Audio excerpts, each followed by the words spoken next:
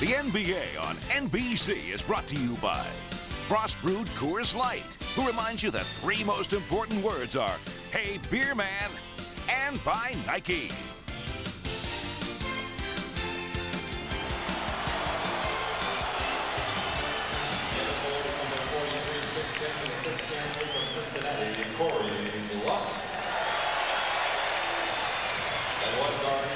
Each of these teams is 1-0. The Lakers won their opener here against Houston on Friday night, and the Jazz won at home against the Chicago Bulls. And now to the lineups. Familiar group for Utah. Ostertag, very important for them. When you consider all the good centers in the West, they're going to have to get a bigger contribution from him than they did a year ago when his figures in points and rebounds were down from 1997. The Laker lineup has Bryant and Blunt at the forwards. Robert Horry's wife, Kiva, gave birth to a son on Friday. He missed the opener. He's back in uniform, doesn't start today. Rick Fox hurt and will not play, so that accounts for the changes up front. Fisher and Jones in the backcourt. And we welcome those of you who watch the Pacers and the Pistons. Detroit winning that one at home, 107-98 over the team favored by most to come out of the East and reach the finals. Bob Costas, along with Doug Collins at the Great Western Forum, Del Harris's Lakers, and Jerry Sloan's Utah Jazz. Harris is in the last year of his contract. His team has improved its win total all 4 years that he has been their head coach. But they're 17-19 in the playoffs in that span. And in a market like Los Angeles, and with two stars in O'Neal and Bryant, expectations being what they are, as always, there's pressure on Harris. Bob, this is an evolving team right now, and watching them play the other night, I really believe they're trying to do the right things. And again, defense is going to be critical. They must get an identity because they just can't count on their scoring. And I really believe that Shaquille O'Neal must make his presence felt on the defensive end. Not really worry about the scoring title, but if he will defend and rebound, this team can run, and they will have so much depth that their presence will be unbelievable during this shortened season. Shaq had 30 points with 14 rebounds and 6 assists against the Rockets Friday. Kobe Bryant, 25 with 10 boards, his first career double-double in the win against the Rockets. John Stockton will be 37 next month. Hornacek will be 36 by playoff time. And the indestructible Malone, who played 40 minutes at age 35 and had 21 and 8 against the Bulls Friday.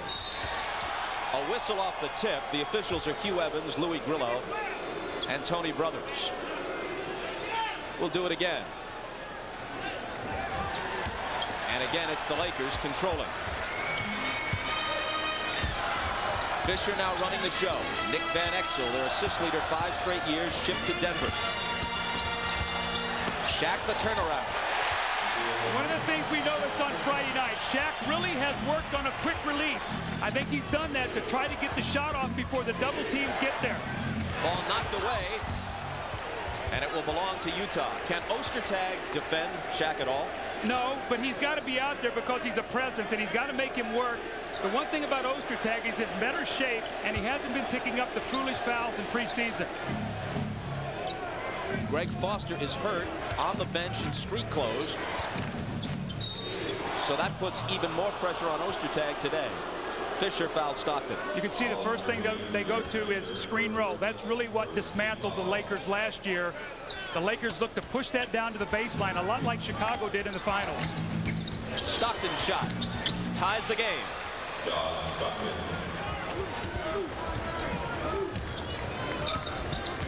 Stockton had 13 with 12 assists in the season opener against Chicago. Kobe misses his first. Both he and Shaq took 21 shots in the first game of the season for the Lakers. Ball knocked away, and it will still belong to Utah. The guy who's going to have to present himself for the Lakers is going to be Derek Fisher, because Stockton is a roamer, so he will get shots if he'll get to the open area. Russell springs free off the inbound. So Derek Fisher was so worried about Stockton, he didn't get the bump that time. Kobe looked at him and said, "You got to give me some help there." That's that team defense we talked about.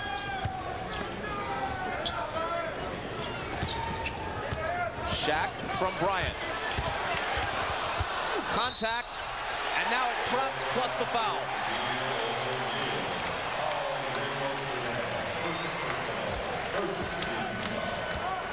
You can see on this back screen now, Fisher's got to get a bump here. So when he comes off, he gets a bump, and it doesn't happen. And Kobe looks at him and says, you got to help me here. He was so concerned about Stockton. That's again, that team defensive effort and communication. Shaq completes the three-point play. He has all 5 of the Lakers' points as Ostertag picks up his first foul.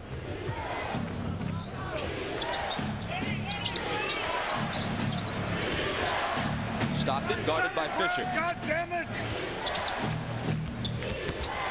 Hornacek, tough shot. Jones got a piece of it. Back comes Los Angeles.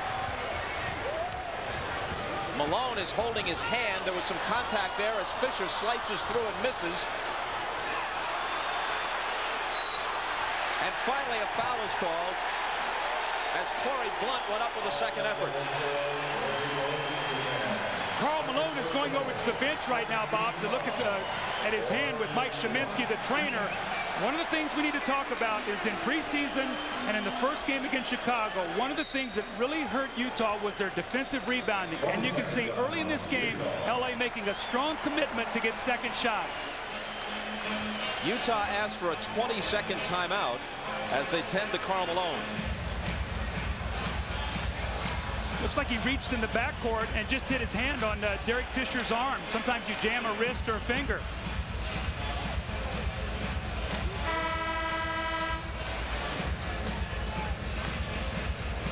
So Malone comes away grimacing, and Utah asks for a little time so he can gather himself. The Lakers lead at 5-4. We played just under 2 minutes. Bob, the interesting thing about this game to me is really this game is much more important to the Lakers than it is Utah. After coming off the embarrassment in the playoffs last year and being at home, the Lakers really need to win this game today. And we've talked about this rivalry. Lakers ushered out of the semis 2 years ago, 4-1, and out of the Western Conference Finals in 4 straight a year ago. Malone stays in, still shaking that right hand. Blunt missed the first one, and he misses them both. Todd Fuller just into the lineup, grabbed the rebound for Utah. Now Todd Fuller can shoot the ball, so if they go screen roll and he rolls out, Shaq will have to guard him because he can shoot it. Stockton. That's his second basket. Well, the layoff looks like it's made him a little frisky. His legs look very lively right now. Laker ball. They trail it 6-5. Ostertag on the bench now with 2 quick fouls, just what you talked about, Doug. And Fuller in.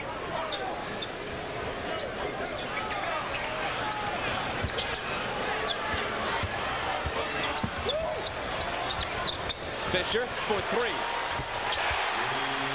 That's what I talked about, Stockton roaming. Fisher, Derek Harper will have wide open shots today. They must convert.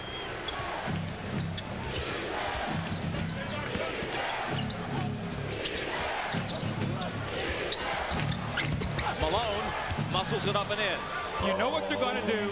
Can you stop it? They are unbelievable in their execution. They run a clinic out there. It's a team you would take if you're running a coaching clinic and have them put on a demonstration. Blunt stampeding through and then dishing back outside to Jones. Eddie misses the leaner and Malone takes the rebound.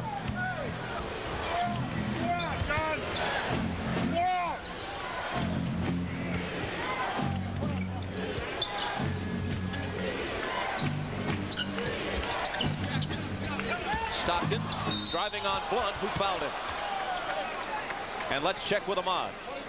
Foul number 43, Corey Blunt. All right, Bob, I just talked to Mike Sheminsky, the trainer for Utah, and he told me that Karl had suffered a contusion on his right hand. He got hit on the top of the hand, and what they'll do is wait for the timeout. They'll examine it, but as you can see, it looks like he's playing and doing okay. It's just a little bit sore at this point, but they will take precautions on the next timeout to examine it. Bob? Thanks, Ahmad. Karl Malone at age 35 has been first-team All-NBA 10 times. He's one of 7 players with that distinction. No one has ever been first-team All-NBA 11 times, so he could stand alone if he makes it this year. Stockton with 6 after the 2 free throws. The Jazz by a basket. Fuller trying to contend with Shaq. Somebody fouled him.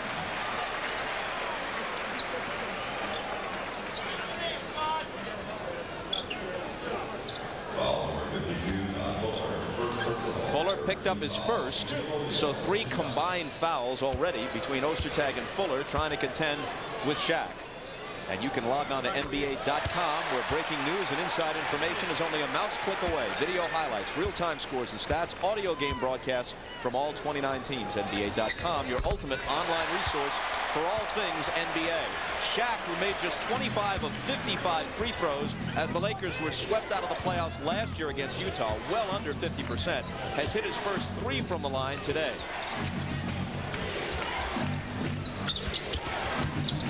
Russell into the lane. Knocked away, and here comes Los Angeles. Kobe slithers through. That's where your defense creates offense. Now Utah cannot get back and get their defense set. You can score early in transition. That's when Kobe Bryant and Eddie Jones are at their best. Fisher on Stockton. Runs him around a Fuller screen and takes it to the hoop. Stockton with a big first quarter. He's got 8. Now Stockton will probably play about another minute and a half, and then he will be rested. That's been normal, the rotation for Jerry Sloan. And then we'll look for Howard Isler.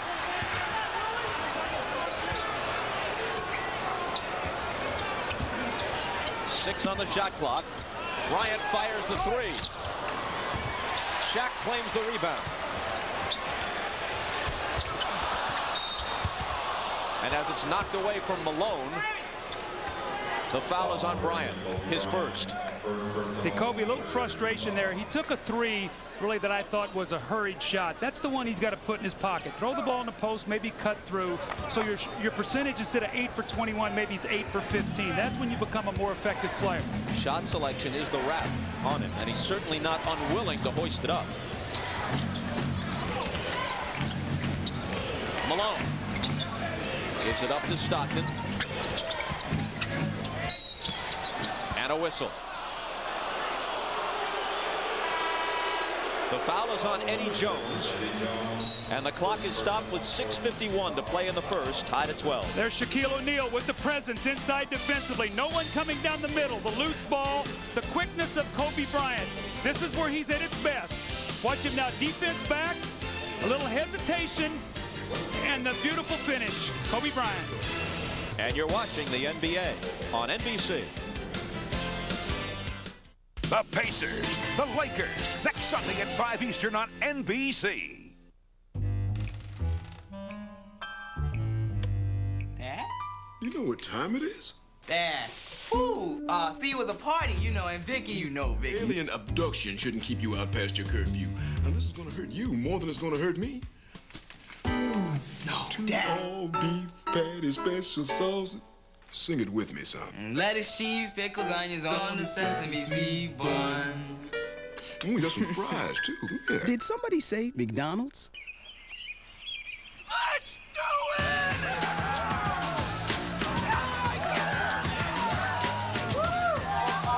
With an extra value package, the 99 Corolla CE comes with power windows, power door locks, and air conditioning. So you and your friends will be a lot more comfortable. Hey, we can fit 2 more in here, come on!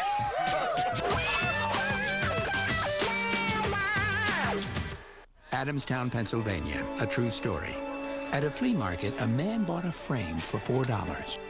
When he brought it home, he made a $2 million discovery, an original copy of the Declaration of Independence. When it comes to retirement, you can depend on luck, or you can depend on us, Sun America. Ask about our personal retirement portfolios, and don't leave your future to chance. Sun America, the retirement specialist. A year ago, Shaquille O'Neal was second behind Michael Jordan in scoring. He averaged 28.3 to MJ's 28.7. Karl Malone was third at an even 27 a game. Not that 27 is an even number, but it was exactly 27.0. For those of you watching at MIT. Jazz ball tied at 12. Malone from Stockton. It drops, and so does he after being fouled. And tonight on NBC. The 60s epic miniseries with the music of a generation. Critics love it. See why. The 60s tonight on NBC. A whole decade in a couple of hours. The Cliff Notes tonight on NBC, but I hear it's terrific. Critics like it. Well, that's our generation, Bob, so we should be able to relive our lives by watching that. Derek Harper checks in. Terrific first game as a Laker on Friday night against the Rockets. Malone can't complete the three-point play, but Fuller sneaks in there and gives them another chance. It's a four-point trip down the floor for Malone. See, those are the things that just drive coaches crazy. You give up an offensive rebound off a missed free throw with no block out and give 2 points to Karl Malone. And on the turnover, here's Utah. Stockton's pass intended for Malone, and Karl slipped.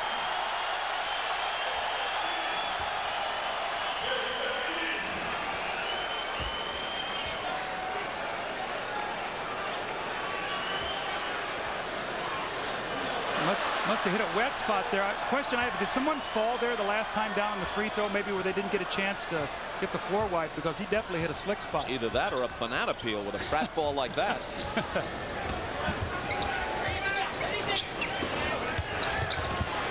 Shaq from Harper throws it up and banks it in. Man, you'd have an H for sure if this were a game of horse. Hey, that's one.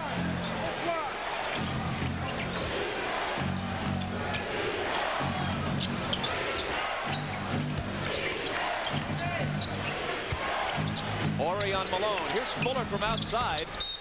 And it bounces up over the glass, but you need to hit a few of those to bring Shaq out. Absolutely, and here's the shot that you were talking about, Bob. Shaq falling down off the glass, wanting the foul. Also, what an unbelievable shot that was. Shaq has 9. Stockton leads the Jazz with 8. Malone has 6. Harper. Eddie Jones, nice move. Can't finish it. Rebound taken by Russell. Couple of veterans. Harper guarding Stockton. Harper at 37, a veteran presence on a young Laker club.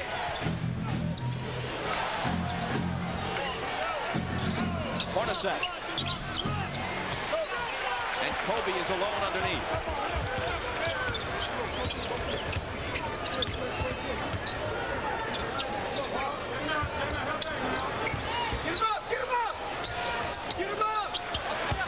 Shaq wheels on Fuller. Another try. And a foul. Foul number 32, Karl Malone. Foul is on Malone. This is Shaq's shot from a moment ago. Wow. Bob, again, the offensive rebounding here, and Shaquille O'Neal is punishing them inside. And one of the things he's doing, he's using that shoulder to create space and get to the front of the rim. Ostertag already on the bench with 2 fouls. Here's Ahmad. All right, thanks, Bob. If you notice, Shaq, he has a different style this year in his free throw shooting. Last year, he would change from one shot to the other, throwing up there a lot of different ways. But now this year, he's been much more consistent. He takes 3 bounces between every shot and stays in his rhythm. And as you can see, his foul shooting has improved tremendously. It even looks better than it did last year, Bob. Thanks, Ahmad. He's hit 4 of his first 5. Howard Isley just in the game in the backcourt for Stockton. Loses it, and the Lakers have it under the glass, trailing by 1.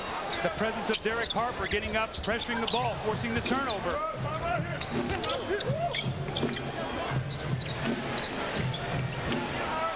Shaq backing in on Fuller. And hits the hook. Fuller is 6'11", 255, and he looks like a child against Shaq. Bob, you can see the philosophy of Utah. They're not double teaming the post. What they're doing is digging back and helping, but Shaq is having his way in there right now. The floater is good for Hornacek, his first basket. explodes. And then tries to give it up to Ori, and it's knocked out of bounds by Malone.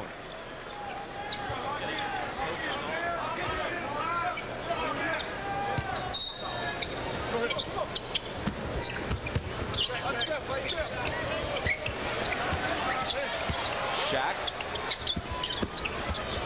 Now Harper outside the arc. Bryant from 20. See, Kobe Bryant is a very underrated shooter. He can drive that ball and pull up. That's a tough shot. That's it. Between the three-point, you don't get it all the way to the basket. He and Eddie Jones both have that in their games.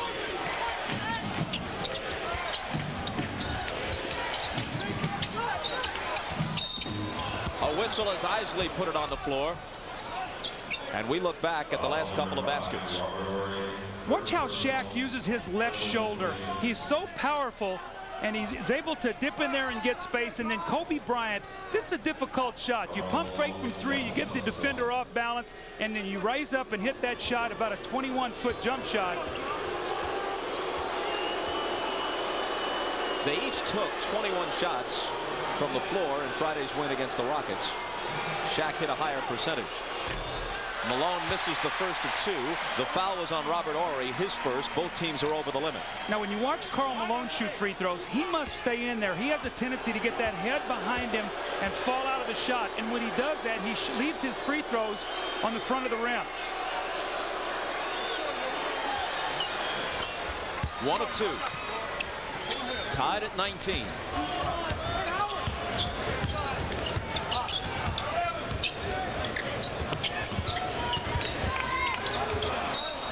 Jones lost it, Jazz ball. Eddie Jones' name knocked around in some rumored deals, but the two-time All-Star is still a Laker. See, I think as this team continues to get better, Eddie Jones and Kobe Bryant can be terrific together. I think they both have complementary games. They can shoot, they can handle the ball. Malone from Isley. No weak side rotation there on the screen roll. You cannot allow Karl Malone to roll in there and shoot layups. Shaq missing in the lane, and Fuller snatches the rebound. Malone now, after his last basket, has 9 points.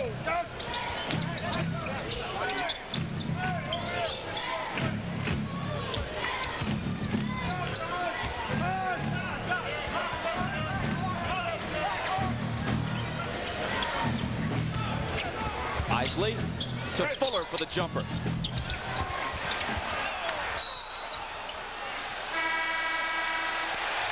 Horry had it knocked away. The foul is on Malone. Jazz by 2 as we step aside.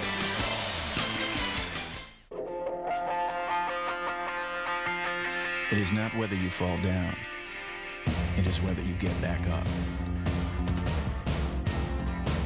It is not the size of the dog in the fight. It is the size of the fight in the dog. It's not how hard you push along the way. It's having something in you to finish.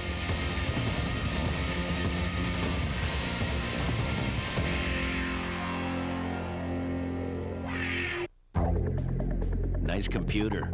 Sure, you know how to use it, but do you really know what it can do?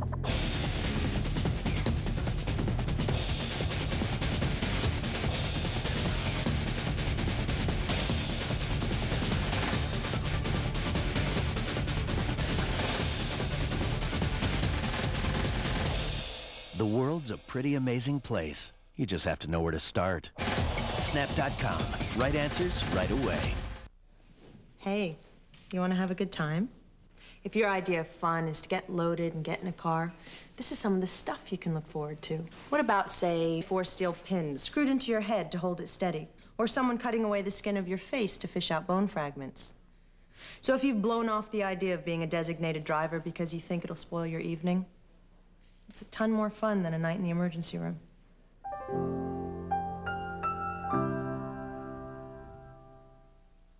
There's a man who leads a life of danger. Hang on, little buddy! Nature calls, they don't come no stranger. Do I have something in my teeth? You're still your favorite age. Could be the best. Is in a different place. Can you feel that? NBC Sunday, 7, 6 Central. Alrighty then. Hey, spell to romance. Ace Ventura, When Nature Calls, tonight at 7, 6 Central, followed by NBC's movie event, The 60s. Thank you very much. Wednesday, for the first time ever. Welcome to the Wild Wild West. Starting at 9, 8 Central. 2 all-new Law and Orders back to back. You meant to kill him, didn't you? That's 2 hours of all-new Law and Order. We'll hit them with everything we have. It all starts at 9, 8 Central, NBC, Wednesday. The bread and butter of the Utah Jazz is their screen role play, and you have to defend it with 5 people. Right, we see Robert Horry jump out here right here to help. Now what's going to happen is Malone rolls out. Shaquille O'Neal should be right here, so that when this pass is made, he is in a position now to get there and stop the play. He's slow getting there, and Malone gets to the front of the rim and a layup. That's 2 layups now off screen roll with poor defensive rotation. Speaking of Malone, moments ago he headed for the locker room. Earlier he had jammed a finger or his hand, and we assume that this has something to do with that earlier injury. Ahmad Rashad is on his way to try and find out what occurred. We'll go to him as soon as he knows something. Horry misses the first of 2. Shaq gets a breather. He's scored 12 already. Come playoff time, when the game gets slower and the scores go down, free throw shooting vital. Last year the Lakers 29th last in the league in free throw shooting. Shaq responsible for a large portion of that, of course.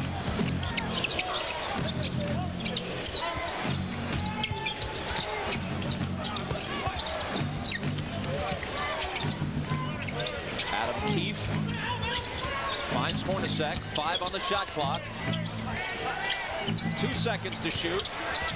Fuller did not beat the horn. 24-second violation, Laker ball. Fuller has not been here long enough to understand what the Jazz are trying to do. They got him in a trade about 2 days ago. I really believe, Bob, that will be a good pickup for them. He can make open jump shots. He can shoot free throws. He plays within the context of what they want to do. I think he can help their team. Harper. And it goes down for him, rattling around the rim as he beat Isley off the dribble.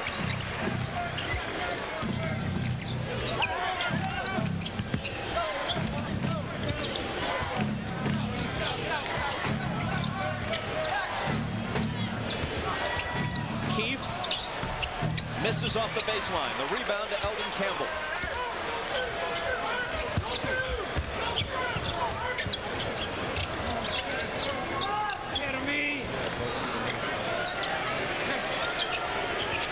Eddie Jones, Horry screens for him, and Jones misses. Isley picks it up in the corner. Back comes Utah, trailing by 1. The Jazz have very little scoring on the floor right now that they've gone to their bench. This is a problem for Jerry Sloan. He's got to be able to buy some minutes here for his starters. Hornacek fires and misses long. Kobe Bryant with the rebound, brings the dribble into the front court, spins around Isley, and now it's Harper. Hornacek on Bryant, who hits the reverse. I would like to telestrate that, but I can't.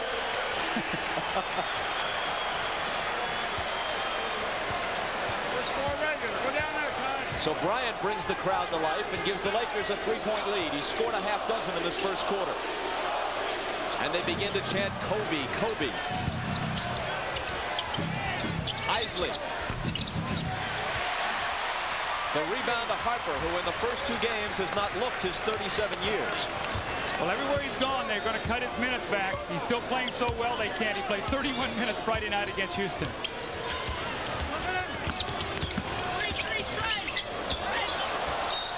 And Harper is fouled as he drives the lane. Another look at Kobe Bryant's last move. We saw him shoot the pull-up 20-foot jump shot. Now he's going to post up.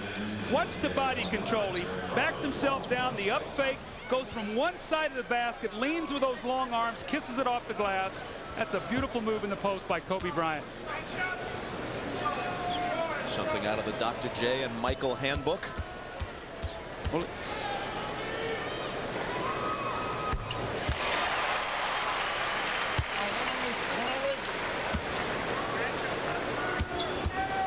Karl Malone has come back, seated on the Utah bench. The rebound to Russell. They've got 3 seconds to get a shot off. Isley hurrying into the front court. Beats the buzzer but misses. That's the end of the first period. Lakers 25. The Lakers by 4 at the quarter, ending the first period on a 6-0 run. Shaq hit half of his 8 shots. Malone hit all 4 he attempted from the floor, but picked up a couple of fouls and a minor injury in the first quarter, which ends with the Lakers up 25-21. You're watching the NBA on NBC.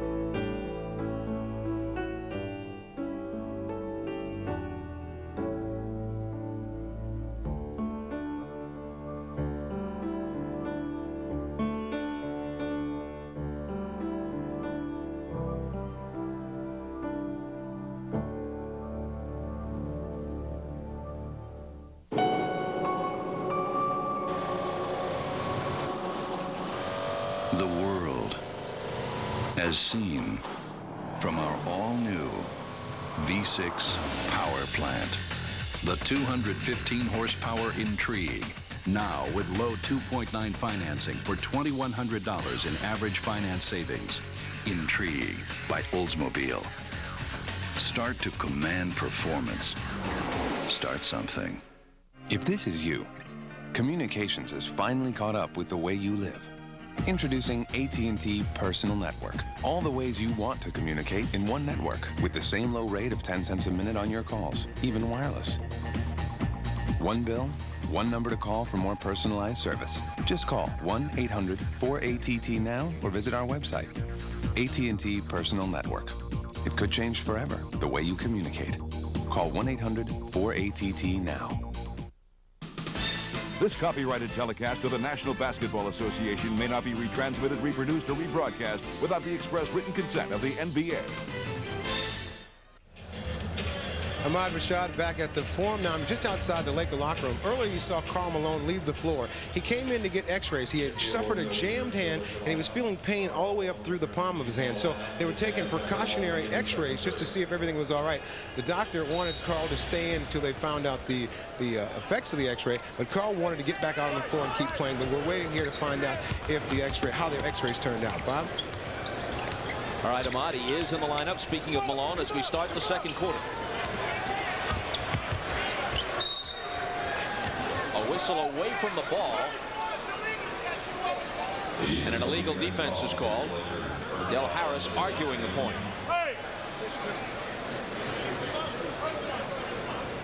Fish two. Jazz get a fresh 24 and inbound from the side. Now Utah, when they put Shandon Anderson in the game, normally they try to post him up on that left block. Let's see if he can post Eddie Jones. Here's Anderson with the ball, driving in a crowd, and he's fouled.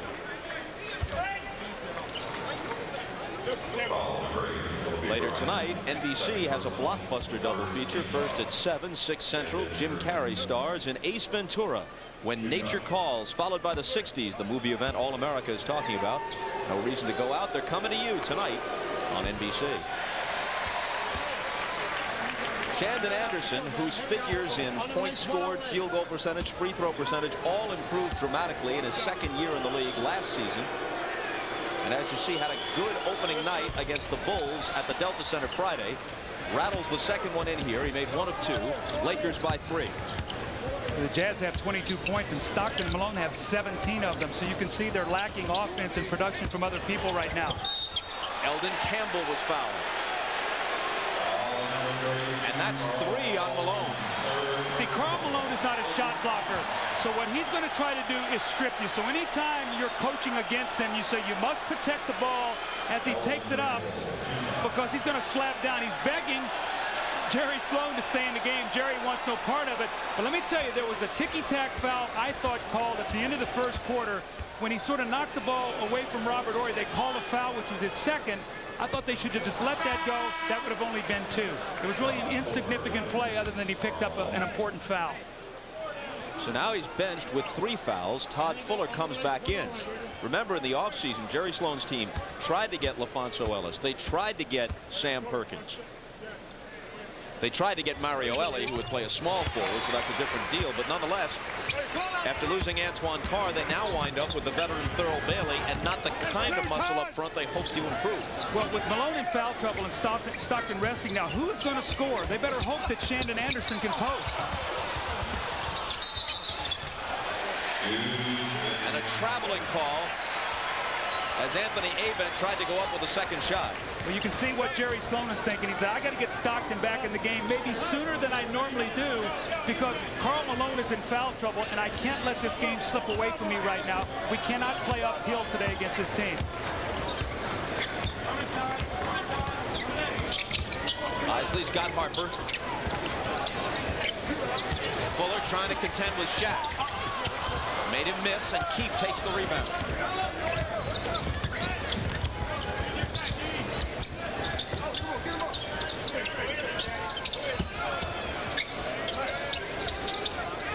Fuller screening for Isley, who drives on Harper, goes to the right hand and misses, gets his own rebound.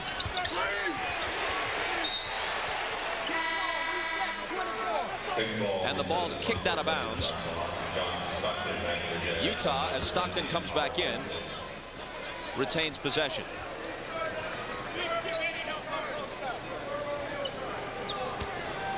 Fresh 24 as Keefe plays it into Stockton.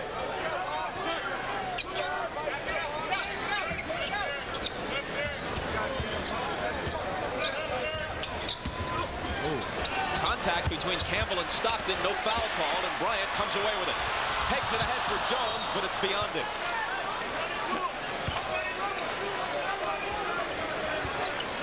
Ahmad Rashad's report from the training room, x-rays on Karl Malone's hand, negative.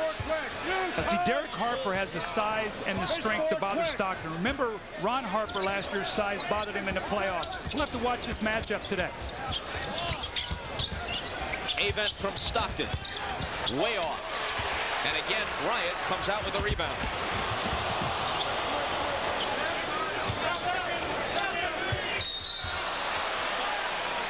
And as Shaq receives the pass, there's another Utah foul. This one is on Fuller.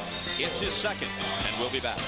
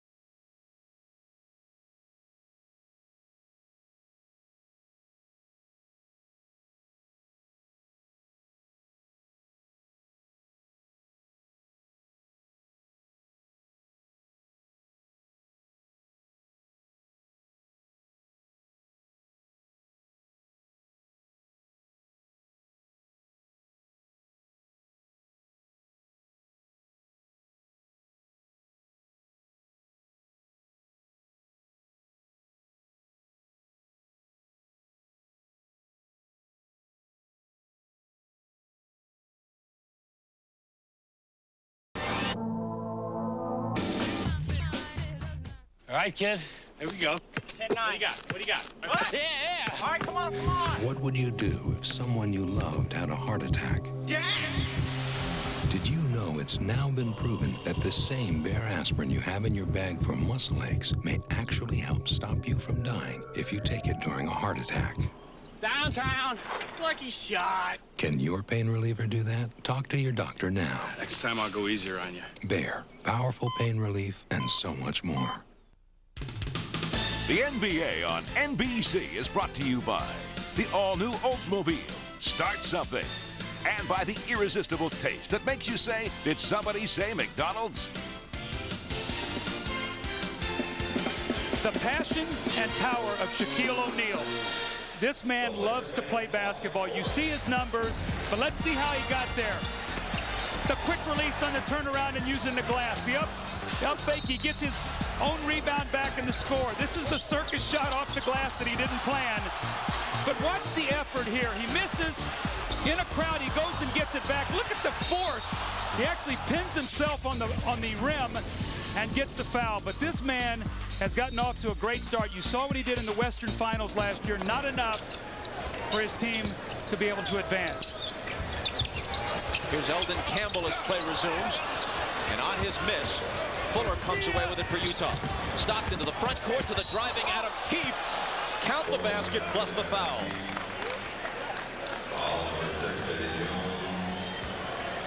Campbell picks up the foul.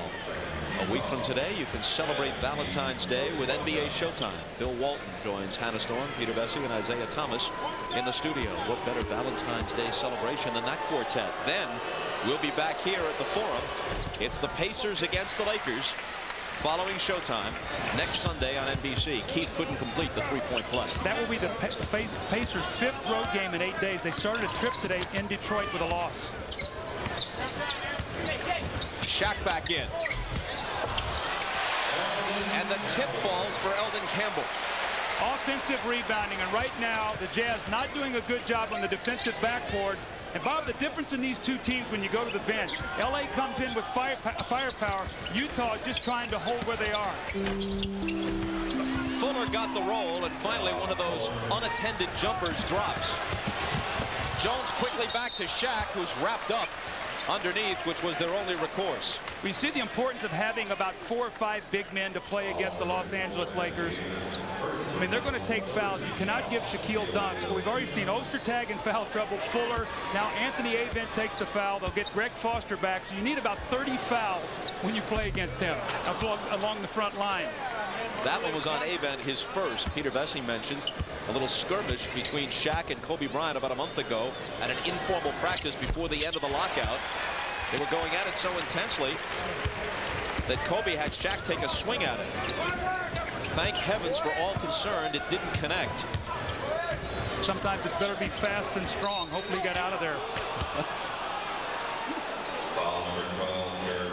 Harper picks up the foul.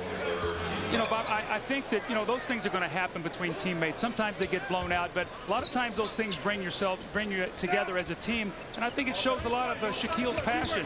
He lost in the finals when he was with Orlando, and he's been swept the last couple seasons, actually 4 out of 5 2 years ago. He wants to win. Another Laker foul. And it's Campbell again. That's his second.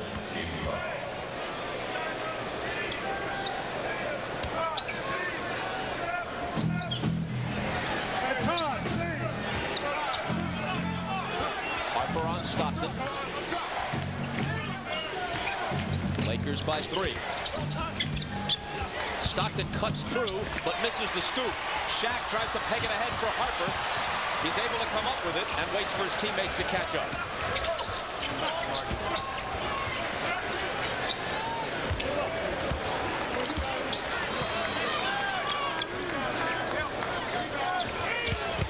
Shaq wheels to the basket and hits the reverse.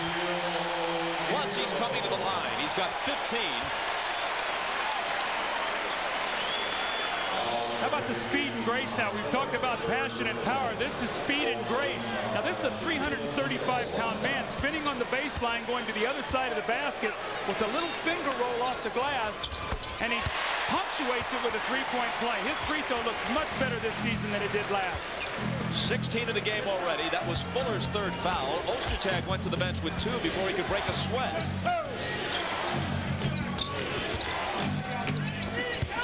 Stockton deals inside for Isley. There's that quick post up to Shandon Anderson. You got to get in front of him, force him to step out on the floor, make him shoot the jump shot. He's not a good outside shooter. My mistake, Shandon Anderson on the basket. O'Neal with that little hop, and again he draws the whistle. It's Anderson this time who's nailed with the personal. See, Shandon Anderson, great post position. Who makes a better entry pass in the NBA other than John Stockton? Right where it's supposed to be, away from the defense. Shandon Anderson goes to the other side, uses the backboard and rim to protect himself and gets the score.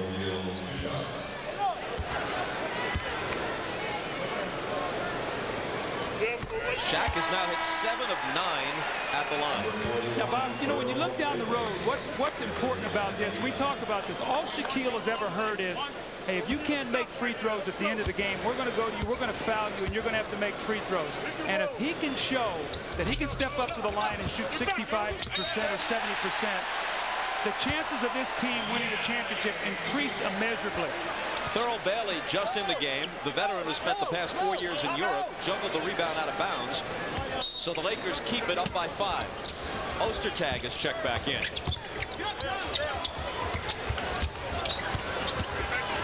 Kobe in a crowd is stripped. Stockton pushes it back. And Stockton is shoved from behind by Ori.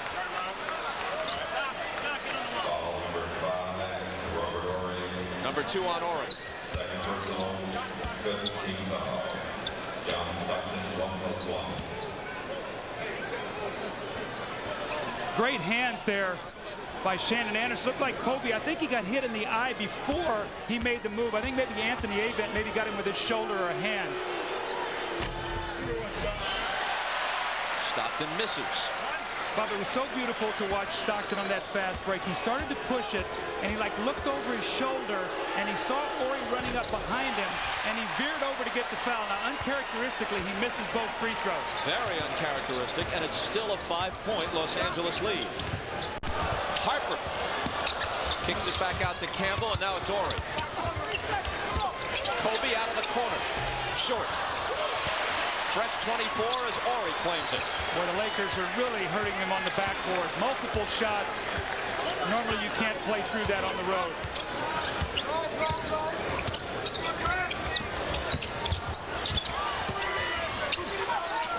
Ori left alone for 3. Shaq runs it down. Offensive rebounds, LA 8, Utah 3. Now that puts you on defense down here. If you go 24 seconds 3 times, you're down here almost a minute and a half playing defense. Bryant touched it last. Utah's going to have it. 6:33 to play in the half. LA by 5.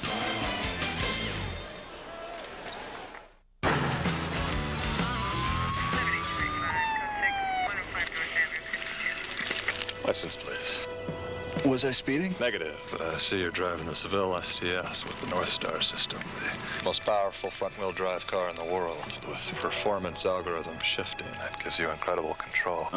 So I have just one question. Do you feel lucky, Mr. Johnson? Yes. Yes, I do. You should. Seville STS. It's what's next.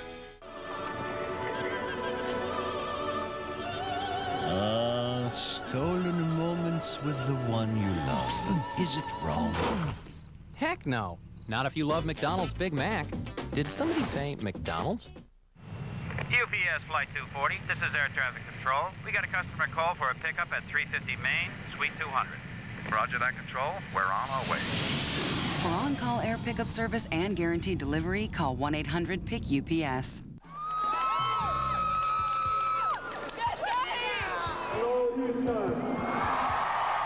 What's up, man? How you doing? What's up, buddy? What's your name? Gino.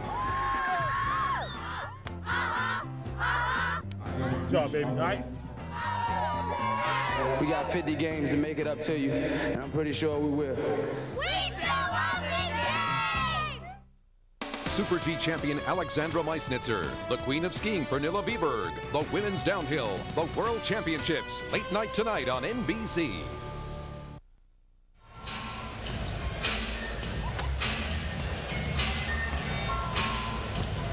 Well, it's Los Angeles, and that means the likes of Denzel Washington in the house. There's something about the Lakers, says Ben Stiller.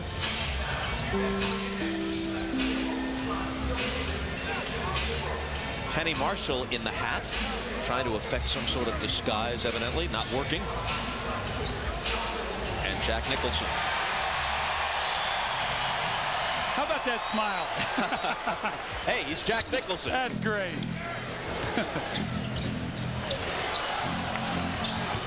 Here's Shandon Anderson. And Ostertag up top.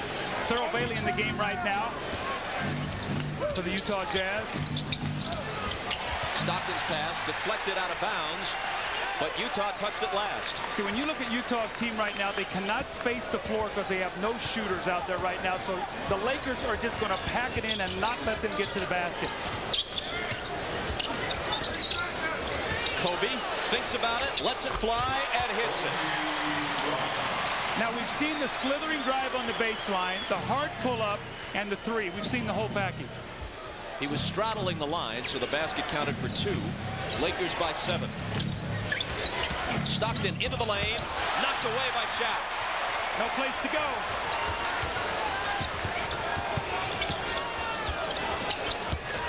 Ostertag trying to guard it. Unsuccessfully. Shaq has 19 points. And this is Los Angeles' biggest lead. They're up by 9.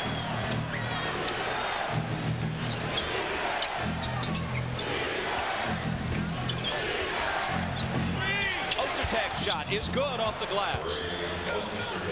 I don't think Shaq respected him on that. I think he thought he could just catch it and that Ostertag couldn't do with it what he did. A little jump hook there. That was a nice move.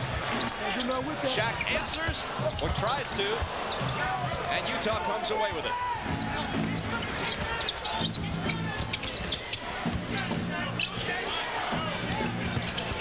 Shandon Anderson, head fake and the jumper. The third-year man out of Georgia has a nice game. Yes, he does. And you know, it's amazing with Malone in foul trouble right now and Utah getting pounded on the offensive glass that they're within 5 points right now. Hold on, says Hugh Evans. Stockton hit with a foul, his first. This is Shaquille now guarding the basket, but you can see 5 guys in the paint, no spacing because they do not have the outside shooting. And then Shaq, look at this power move across the lane, off the glass. He is playing spectacular basketball right now for these Los Angeles Lakers.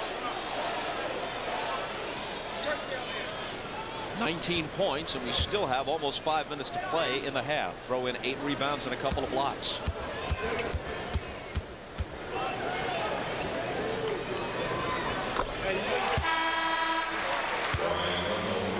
One more for Harper as Brian Russell checks back in. Thurl Bailey out. Tomorrow night on TBS, the Lakers will be in San Antonio. I'm told they've sold already upwards of 30,000 seats for that game at the Alamo Dome. We will find out a lot about the Lakers early because they have a tough schedule, and we will see them over the next 6 weeks against 7 of the top teams. And we'll find out real quickly how good they're going to be this year. It's the way the schedule is. Lakers play 5 games in the first 7 nights. Jazz 5 in the first 8. Anderson for 3. It's off. Out of bounds to the Lakers as a coach. Nope. They reversed their own call. At first the indication was Laker ball. Now they give it to Utah. As a coach, do you approach things differently because of how compressed the schedule is? Yeah, you have to be very judicious with your practice time. You have to know when you can get some work done and when the players need fresh legs. That's why veteran teams have a little bit of an advantage there. But fresh legs, they provide so much energy. So there's sort of a washout there with both of those factors. Ostertag misses the hook. Keefe picks it up. Fisher back in, guarding Stockton.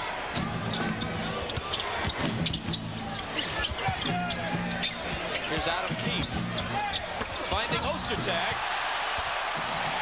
The Jazz can't convert, and here comes Bryant. Eddie Jones looking for Kobe.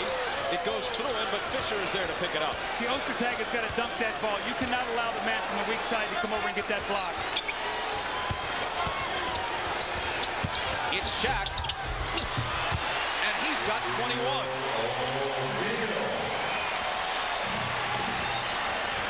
Opened with 30 against the Rockets.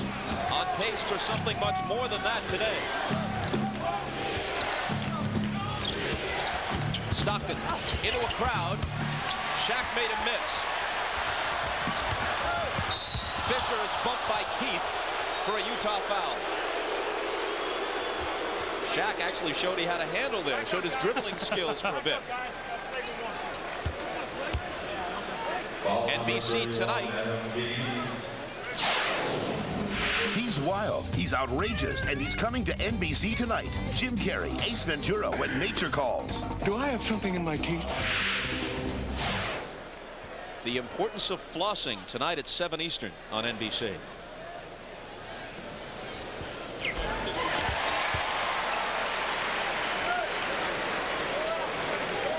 A technical call. Or they rule it an intentional foul. So Keefe, they say, fouled Fisher intentionally, flagrantly. And Fisher is awarded the 2 free throws. And now the technical on top of it on Jerry Sloan. So first the flagrant, and then the tee. You can see the intensity of the season already starting to come back. Both these teams realize what's at stake here. And Jerry Sloan, feeling like that his team has gotten a few bad calls, gets the technical. So Fisher made 2 of 3. Well, he came over and gave a hard foul. Initially, I thought that he sort of tripped him, but he did get that arm up in his face. And I think that with the intensity of this, the referee said, we're not going to allow that to happen. So they call it a flagrant. Fisher makes 2 of 3. Lakers retain possession. Bryant fires. And it's a 4-point trip down the floor for the Lakers. Brian Russell has got to make an appearance here today. Kobe right now has really shut him out, and the other end is having his way offensively. He outplayed Pippen in the opener against Houston. Here is Russell, and Bryant got a piece of it. Ostertag recovers it, gives it to Keefe for the left-hand reverse. But the Jazz still down by 11.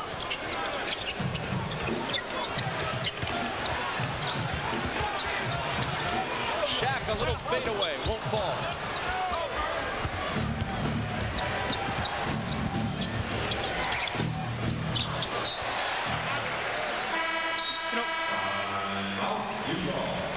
Ball goes to Utah when we come back.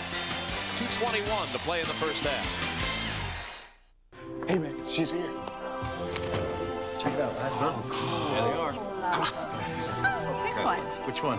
You like this one? Easy, baby. Easy. How about this little guy? Huh? Yeah. Good choice.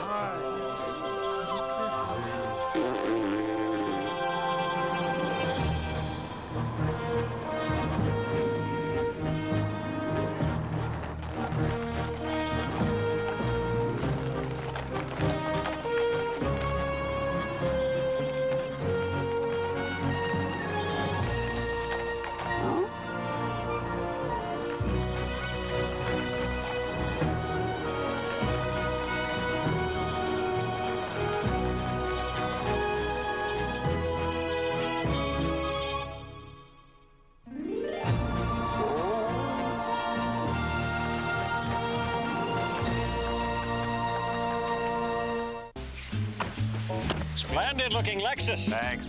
Like my Seville, no doubt a technological marvel.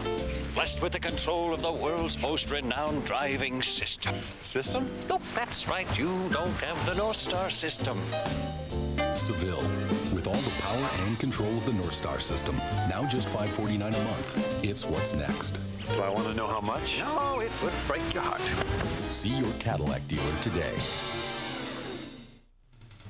Hi, Hannah Storm in New York. Coming up on the Prudential Halftime Report, we'll hear from Grant Hill of the Detroit Pistons. His team is off to a fast start after beating the Pacers earlier today. We'll have highlights of that game for you, as well as the Miami Heat and the New York Knicks. And Isaiah Thomas and Peter Vesey will give us their thoughts on the first half of the Jazz and Lakers. LA leads it by 11 as we send it back to Bob Costas, Doug Collins, and Ahmad Rashad. Hannah, thanks very much. Karl Malone and John Stockton combined for 17 points in the first quarter. They've been blanked in the second. Well, Kobe Bryant did a terrific job on Scottie Pippen. 4 for 18 the other night. You see him get the hand up, block the shot, and then afterwards a little talking with each other, a little rough play. But I think you can see Kobe Bryant. The one thing he's trying to do is step up the level of his defense. He wants to be a complete player, and we've seen that the first 2 games of this season.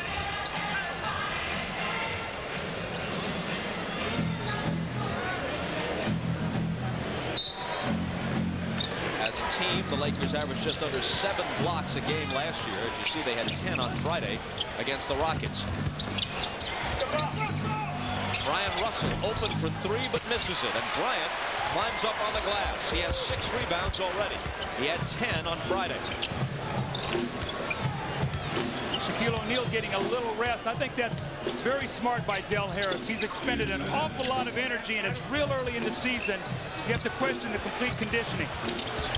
Eldon Campbell misses. He's Shaq's replacement for the moment. A Laker foul on the rebound, and it's on Campbell. That's his 3rd. Here's Thurl Bailey getting set to come back in. See, with Malone missing so much of this first half with foul problems, if they can step up and make a couple free throws, get this under 10, maybe get a couple stops with Shaq on the bench. If they go in down 6 or 7, they're in pretty good position because Shaq has had a tremendous first half, and you wonder whether or not he can come back with that same kind of energy this early in the season. You think about the centers in the West, Shaq, Hakeem, Robinson, even Sabonis. And if the Jazz should make it to the finals, possibly waiting there, Rick Smits or Patrick Ewing or Alonzo Mourning, they have got, speaking of the Jazz, to get something from Ostertag, from Fuller, from Foster when he's ready to play. Otherwise, I can't see them winning that elusive title. Well, I would agree with you. They need those big guys as much as anything just to be out there and be a presence. They can get their offense from other people, but the play in the lane, the shot blocking, the defense must be there for them. Derek Fisher finds Ori. Ostertag with the rebound.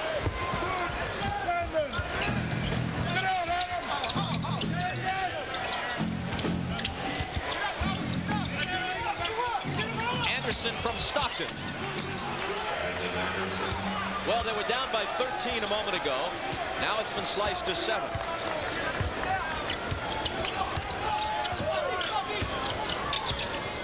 Stockton trying to guard Fisher. At almost 37, there are questions about Stockton defensively at this stage of his career, especially against the quick point guards. On Bryant's miss, it's Ostertag losing it out of bounds, and the Lakers keep it. Well, see, that's a big possession. You get that rebound and you go down and score, you got a 5-point game. And you're right in the thick of things. So not being able to come up with that defensive rebound, if the Lakers can score here, they push it back to 9. Shaq comes back in for the last 106. It's Ori who goes out.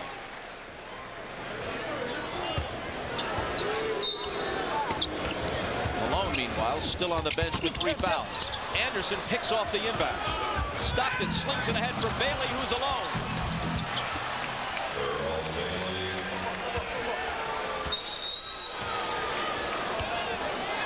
And suddenly it's a 5-point game at 45-40. You know, Bob, Utah's the kind of team, they really don't get too excited one way or the other. If they get ahead, they just keep playing the same thing behind. You're going to have to play 48 minutes against them. I think this is really a good indication of that. With Malone being down, they have fought back to be within 5 points here.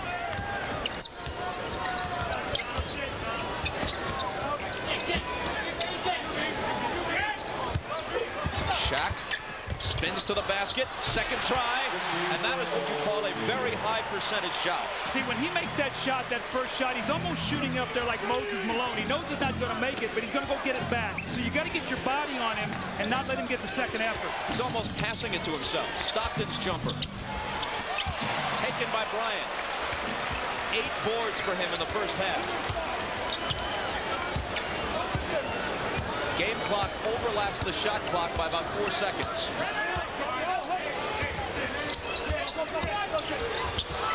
Shaq lost it. Back comes Shandon Anderson. Stockton on the wing to the basket. And they hang within 5. 7 seconds to get off the final shot. Harper for 3. Shaq tried to volleyball it up there at the buzzer. Harper made 4 3-pointers in his Laker debut on Friday night. Couldn't hit that one. Malone did all of his damage in the first quarter. An injury and 3 fouls limited his activity in the second. Shaq with 23 as they head for the locker rooms. Lakers up by 5, but Utah ended the half on a 10-2 run. Stay tuned for the Prudential Halftime Report. You wouldn't choose any new car without a test drive, but test drive a Catera, and you may not want to test drive any other car. Find out why Automobile Magazine called it a very capable sports sedan and a kick to drive. See your authorized Cadillac Catera dealer today. Get your kicks with a $399 a month lease for 36 months. $1849 due at signing.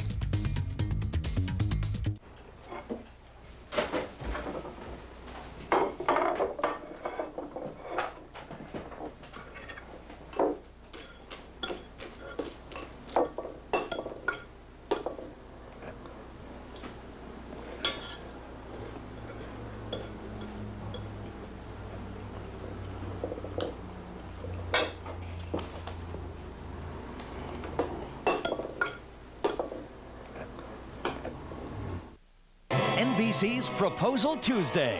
Marriage Madness starts on Third Rock. Sally, will you marry me? Sure. See how aliens celebrate this kind of thing. Plus, man on the floor. Nina, get away from my dad. Finch's dad, Bryant, Dennehy's getting married to Nina. Hi, Mom. Look, you've got a little smudge right there. And Grace's mom, Debbie Reynolds, has a proposal, too. She said that you and Grace should get married. Danger, danger, Grace Adler. NBC's all-new Proposal Tuesday. The Indiana Pacers. They came oh so close to the finals last year. The Los Angeles Lakers. Is this the year for a return to glory? Sports Illustrated picks these two to meet in the NBA Finals. Check out their only regular season matchup. The race for the rings goes prime time. Indiana and the Lakers. Next Sunday at 5 Eastern on NBC. This is the Prudential Halftime Report. Prudential, a global leader in investments, insurance, and real estate. See why Prudential is the rock-solid choice for your financial needs. It's halftime at the Great Western Forum with the Lakers leading the Jazz 47-42. Shaquille O'Neal has been virtually unstoppable, 23 points and 11 rebounds, while Utah's Karl Malone has struggled with a hand injury and foul trouble. Hi, everybody. Hannah Storm back with Isaiah Thomas and Peter Vesey, and we'll get their hoops thoughts in just a few moments. But first, highlights of the two early games today, starting with the New York Knicks hosting the Miami Heat at Madison Square Garden, and the home debut was a tough one for Latrell Sprewell. Couldn't get involved in the offense. The Heat led by as many as 15 in the third quarter, but the Knicks come back. Allen Houston lay-in and foul, and the Knicks pull within 2. Heat got a big game off the bench from Terry Porter, who signed with the team this year. The three-pointer giving Miami a 3-point lead. He finished with 13. Knicks with a chance to tie. Sprewell missing the three-point attempt, and the Heat hold on. Patrick Ewing and the Knicks fall to 0-2. The final, 83-79. Jamal Mashburn, 23 points for the Heat. Sprewell just 2 of 12, 5 points for the Knicks, who shot an abysmal 10 of 22 free throws. Indiana at Detroit, and the Pistons' Joe Dumars playing in his 14th home opener, perhaps his last. Last play of the first half, Pistons up by 3. Fred Hoiberg with a half-court prayer for Indiana to tie the game at 54. Tied at 62, Pacers turn it over. Grant Hill comes up with it and goes all the way to put the Pistons up 64-62. Late in the fourth, Pistons up by 6. Reggie Miller drives the lane and loses it. Lindsey Hunter to Jerry Stackhouse, and Stackhouse lays it in. Second solid game in a row from Stackhouse off the bench. He finishes with 20 points. Pistons are 2-0. The final 107-98. Reggie Miller finished with 26 points in a losing effort for Indiana. Grant Hill had 26 points and 5 rebounds for Detroit, and afterwards he spoke with Lisa Milosky. Thanks, Hannah. The Pistons appear to be giant killers. Miami, they beat Miami in Miami on Friday, and now at home, defending their home turf, beating the top-ranked team in the East, the Pacers. Grant, are the Pistons now the team to beat in the Eastern Conference? I don't know. I don't think so. I think we're playing well. Last year was a tough year, but we've got some new players. Guys have come back better. I think last year was probably good for us. It's got us working harder in the off season, and we weren't as good. We weren't as bad as our record last year. We weren't as good maybe 2 years ago, but we had 2 good wins, 2 games. We got 48 more. Hopefully we can play as good in those games as we did this past weekend. Well, you came out with a lot of aggression again tonight. You did so on Friday. Is that really the key to this team, getting out strong? We want to get out strong. Last year we got off the slow starts in the first quarter and also in the third quarter coming out at halftime. So we wanted to come out, get going early. We got a good bench this year, so we go to the bench with Bushler and Stackhouse and Don Reed and Jerome Williams. They bring energy. They bring, they got some experience. They're veterans, and we got a good solid 9-10 man rotation, and we just got to keep playing hard, keep playing well, and keep getting off to these good starts. Well, speaking of the bench, Eric Montross and Jerome Williams came through huge for you tonight with Don Reed and Bison Dele on the bench in foul trouble. Talk about the bench. Well, the bench has been great. You know, you kind of take a page out of Indiana's book. You know, we know there's going to be a lot of games. We're in the midst right now of 3 games and 3 nights. So, you know, we want to get effort from everybody. Jerome Williams, Eric Montross, Don Reed, Bushler. You can go down the list. Indiana was like that last year. They'll be like that this year. We want to rely on our bench, cut down on the heavy minutes for me and Joe and Lindsey, and really make it a total team effort. Well, Grant, you were the leading scorer again with 26 points, but you said you weren't exactly happy with your play. I'm fouling too much. I got to either work on the officials a little better or I stop reaching. I know my dad will say stop reaching, but I feel I could have played better. A couple turnovers. I'm still getting comfortable in the post. A little indecision here or there, but I'll be ready next time you guys are here. Well, it was a great win. Thanks for a great game. Let's go back to Hannah in New York City. Hannah? Thanks, Lisa. Before we talk about the Pistons, remember they're 2-0. They have won at Miami and now at home against the consensus best team in the East, the Indiana Pacers. This week, the Pistons face 3 teams, none of whom were playoff teams a year ago: Washington, Philadelphia, and Orlando. So we could be looking at a very strong start for the Pistons, one that not a lot of people expected. What's their secret, Isaiah? Well, you got to give Grant a lot of credit for working hard on this game during the summer, but also we played every single day during the lockout. We would all get together, go up to the church and play. Lindsey, Don Reed, Jerome Williams, and those guys kept themselves in great physical shape. Indiana wasn't the only team that was working out in training. The Pistons were quietly working out in training too, and as you can see, they've got off to a hot start because of their conditioning. Pistons are still looking for a point guard too, by the way. No, Lindsey's doing great. I love it. He's doing great. Okay. Maybe he was inspired by all those games at the church. And Peter, the Pacers, you know, we should talk about their schedules. They lose on the first stop of a 5-game road trip tomorrow night. They're in Cleveland, Wednesday in Portland, Thursday in Vancouver, Sunday at the Forum here on NBC against the Lakers. We will shamelessly point out that Showtime airs at 5 o'clock Eastern time next Sunday. Tip-off of the Pacers and the Lakers is at 5:30. This is not the way you want to begin a road trip like that. I disagree. I think Larry Bird is really glad that they lost because I think his team probably thought they were invincible. They only lost by a little bit to the Bulls last year. They come back with their team intact. They signed Sam Perkins. I mean, everybody knows that this team is really good. Then they practiced for 2 months coming into the lockout, coming off the lockout. So, you know, I mean, if they can't endure a 5-game road trip, what team in the NBA can? I think Bird's going to use this as an incentive. Yeah, nice early reality check maybe for the Pacers. And when we return, we'll talk about the first half in Los Angeles between the Lakers and Jazz. First, a message from Prudential and a word from the NBA. Where in the world should you be investing now? There's opportunity all around the globe. Overseas markets can be rewarding, but there are always risks. You need a guide who knows the way. If you want to invest in foreign markets, you have to be in those markets, and Prudential's there. We think our global research capability gives our investors a real advantage. Find Prudential's investment know-how all around the world and right around the corner. This is where I go after school. There's always someone here to give advice and encouragement, and you never know who's going to show up. I know you're worried about that math test. Well, study hard and do your best, okay? Whether shooting pool or helping with problems, having someone there for us really makes a difference. Everyone wins when you volunteer. Team up to improve your community.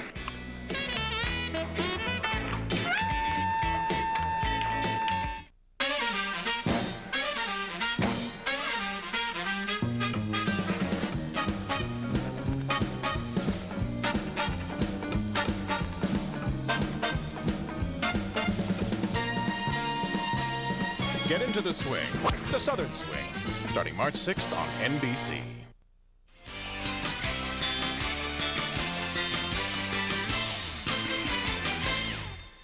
Welcome back. The Lakers leading the Jazz 47-42, and we should point out for all of you attendance fanatics out there, the fans are back. Not just you viewers, but the fans also in the seats. Early returns from the league say that all the arenas are about 95% capacity. The only two who aren't drawing, well, that other team in Los Angeles, the Clippers, and also the Charlotte Hornets, who apparently they were all listening to Derek Coleman when he said they had no chance.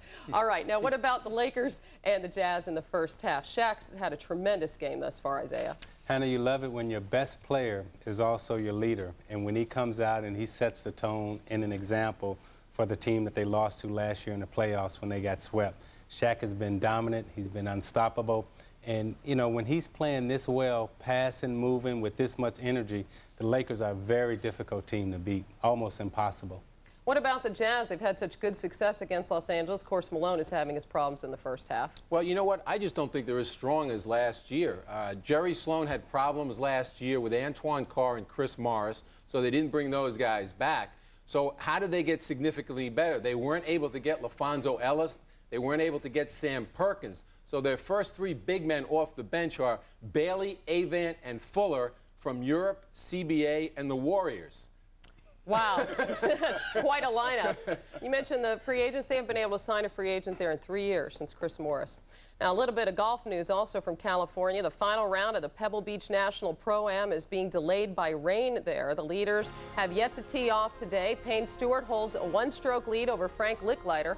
They'll make a decision shortly as to suspending play for the day.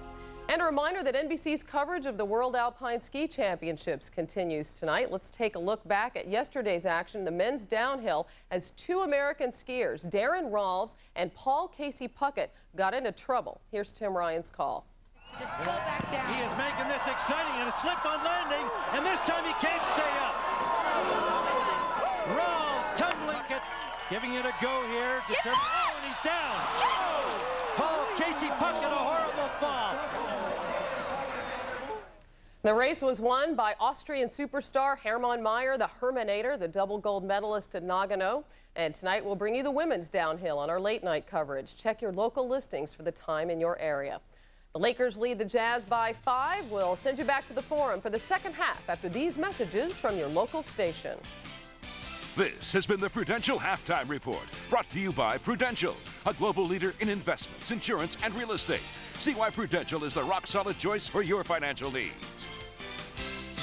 NBC presents the movie Rolling Stone is calling gripping. I can't justify fighting an immoral war. Is that why I'm paying your tuition? So you can turn into some kind of hippie dropout? The story of two families, a musical revolution, and an explosive decade. The world is changing, son, for the better. The 60s is a surefire hit. The music is excellent, raves the New York Post. A solid cast, says Time magazine. She's gone. Mom? The motion picture event of a generation, the 60s, NBC Tonight. Imagine removing the worst scratches from your finest furniture in just a matter of seconds. Imagine instantly erasing chips, nicks, and more from antiques, trim, and even hardwood floors. Introducing Simonize, the first ever craftsman quality wood treatment guaranteed to instantly restore all woods of any color to their true natural beauty. Scratches this severe could cost you hundreds or thousands of dollars to repair or replace and take weeks to refinish or restore. But now in this TV-only offer, you can get instant acting Simonize for the incredibly low introductory price of just $14.95. And that's not all. Call now, and we'll also include as an early bird bonus a second bottle of Secret Formula Simonize for just $5. That's right, an incredible $30 value, yours now for just $19.95. Don't agonize, use Simonize. The instant match for any scratch. Order your 2-bottle full-year supply of instant acting Simonize for just $19.95 plus $5.95 shipping and handling. Call the toll-free number on your screen now or write to the address below. Simonize is guaranteed to restore every wood of any color or return it within 30 days for a full refund of the purchase price. This is a limited-time TV-only offer, so call now.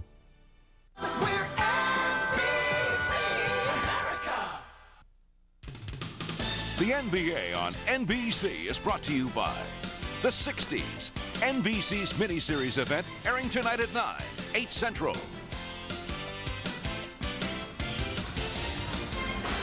Over the last few years, a history has developed between these teams, not just with Utah knocking the Lakers out of the playoffs the last couple of years, but you remember Shaq decked Greg Ostertag prior to last season. Greg Foster gave that slit throat gesture toward the Laker bench, which infuriated Del Harris after a game last year. And even in the All-Star game, Kobe Bryant, trying to put on a show, waved Karl Malone off when he tried to set a screen for him and told the veteran, no, I'll take this myself and go one-on-one. Karl didn't appreciate that. No, he didn't, and Karl Malone was not a factor today. Unfortunately, he got in foul trouble. And Bob, it's amazing that Utah is even in this game right now. They did it by just hanging around and persevering, and they had some good bench production, which helped them. They were down by 13 at one point, now trailing by 5 as we look at some first half trends. Here they are. We see the Jazz with their vaunted pick and roll. They scored 12 points on 20 opportunities, so the Lakers did a pretty good job. But remember, Malone didn't play many minutes. And then for the Los Angeles Lakers, Shaquille O'Neal and Kobe Bryant were terrific. They combined for 20 rebounds and 33 points. But the bench production quietly for the Utah Jazz. The other night against Chicago, they played a total of 90 minutes and had 35 points. The starters only played 150 minutes. Today, with Malone in foul trouble, the bench plays 55 minutes, gives 15 points, and Shandon Anderson with his 7 points really helped keep them in the game. From the Laker perspective, thank goodness for Derek Harper. Eddie Jones and Derek Fisher were ineffective in the opener, and they're a combined 1 for 5 from the floor with just 2 combined assists in the first half today.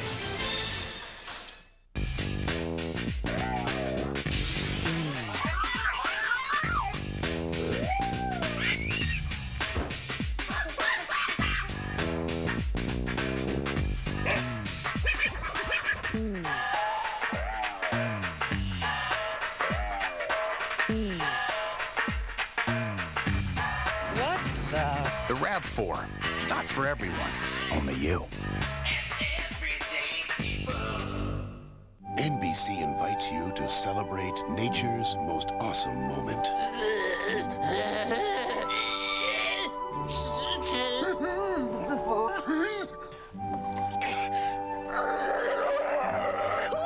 Ace Ventura, When Nature Calls, tonight at 7, 6 Central, followed by the 60s. Tuesday, the NBC Spotlight Hour of the Week is Just Shoot Me and Will and Grace. Finch's dad, Bryant Dennehy, is back with something important to tell him. Eventually.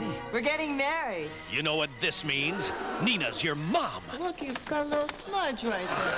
And meet Grace's mom, Debbie Reynolds. She has a plan. She said that you and Grace should get married. Danger, danger, Grace Adler. The Spotlight's on Just Shoot Me and Will and Grace, NBC Tuesday.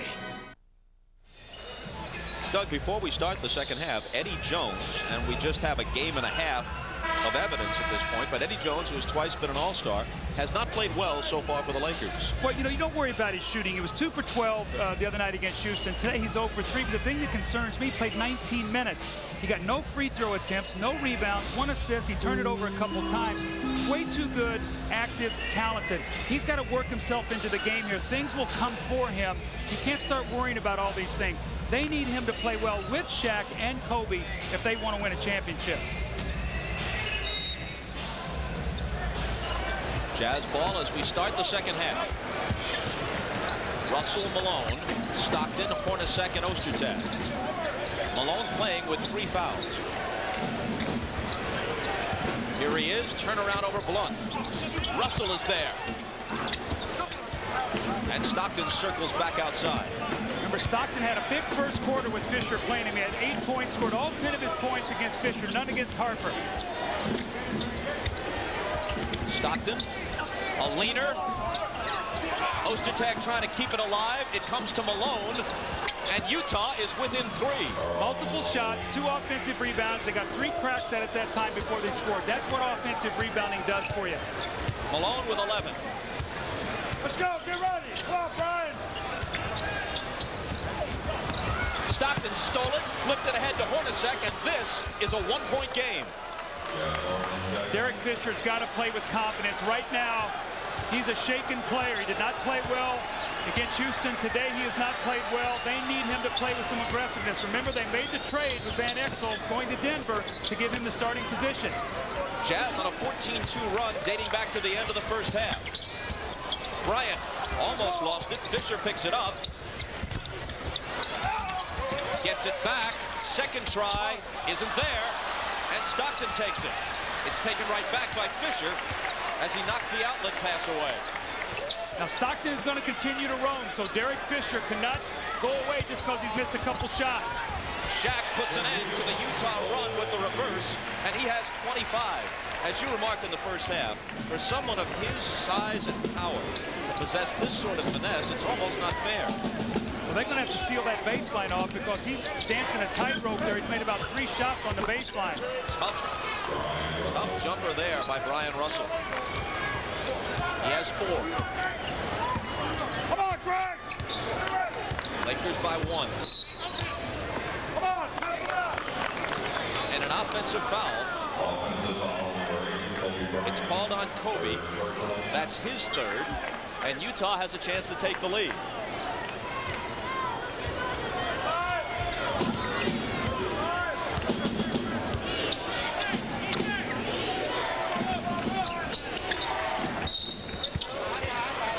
Whistle away from the ball, called by Hugh Evans.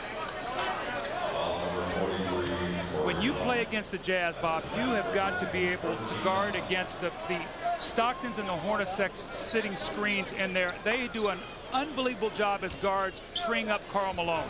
Foul is on Corey Blunt. Jazz ball from the side.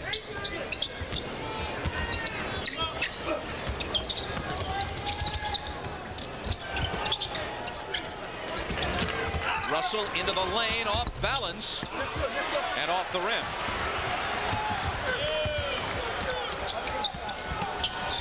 Kobe deals to Shaq. Now they set it back up. Bryant working on Russell.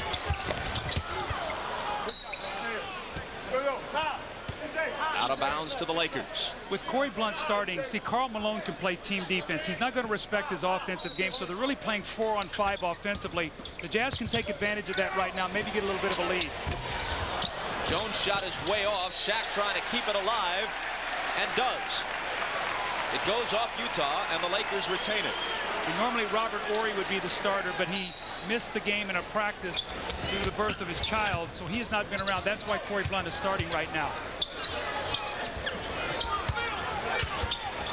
Shaq, a little hop, and he's fouled. Foul on double 0. Ostertag's 3rd. First team foul. How about this, Bob? Shaq shooting 70%. The rest of the team not holding up their end today, only 7 for 13. If Shaq had hit a reasonable percentage of his free throws a year ago, Michael Jordan's run of scoring titles would have ended. Can you imagine if he shot 60%, how many more points that would be during the course of the season when you shoot over 600 free throws? As it was, he averaged only 0.4 of a point less per game than MJ. He hits them both, and he's got 27. Lakers by 3.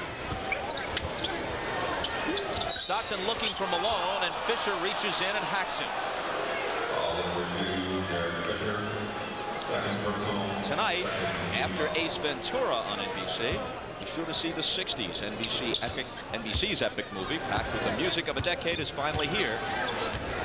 It's tonight on NBC.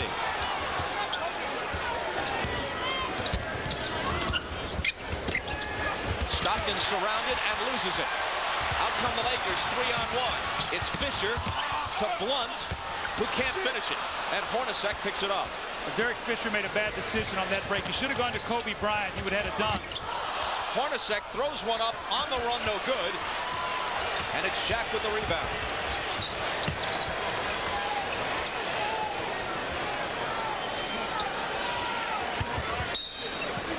Kicked ball.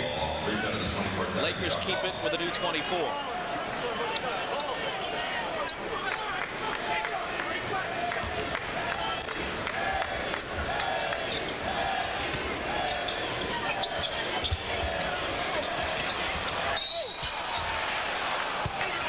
Utah foul.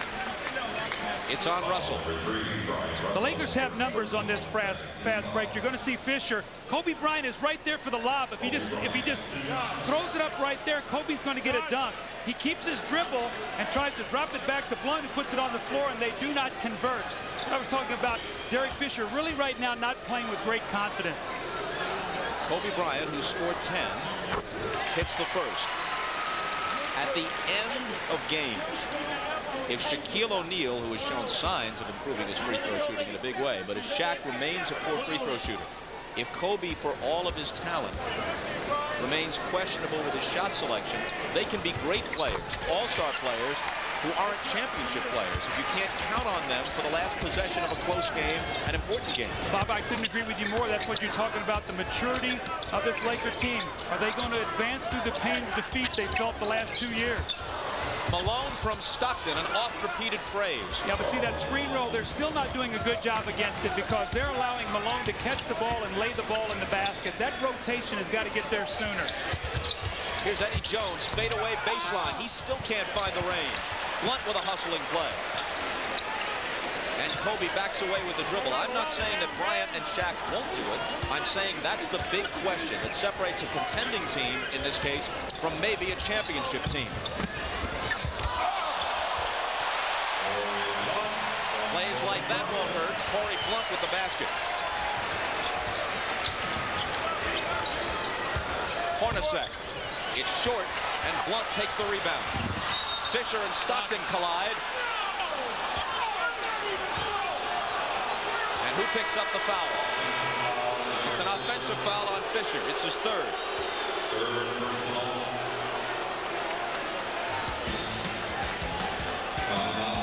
Kobe Bryant shaking, getting into the lane. The no-look pass. And Corey Blunt, all he has to do is catch it and lay the ball in the basket. And you're watching the NBA on NBC.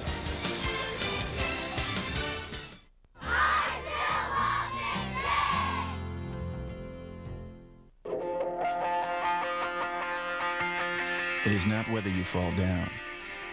It is whether you get back up. It is not the size of the dog in the fight. It is the size of the fight in the dog. It's not how hard you push along the way. It's having something in you to finish.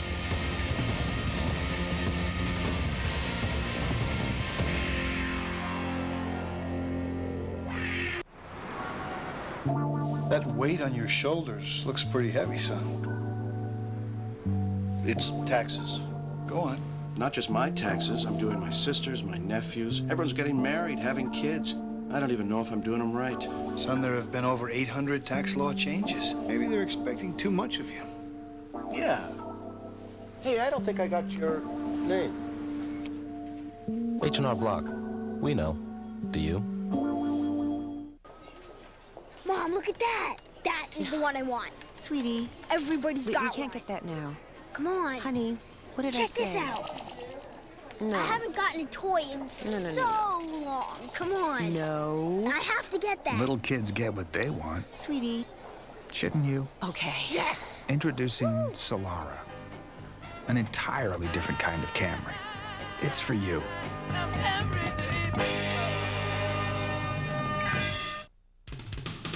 The NBA on NBC is brought to you by the Toyota Solara Coupe, an entirely different kind of Camry. It's for you. And by Gatorade Thirst Quencher. You either have it in you or you don't.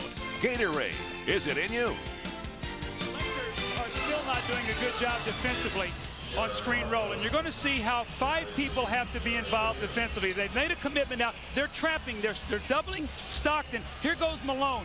They have got to be in rotation and get here, so he cannot catch that ball and just lay it in the basket. They're slow. That is the 4th time that they've run that play and gotten an easy layup. And you look at the shot chart, Karl Malone, everything he's doing is in the paint. He's only made 1 jump shot today. Here is Stockton, who has 10 assists, but he's missed 6 of his last 7 shots, and he's had 4 turnovers. Harper guarding him.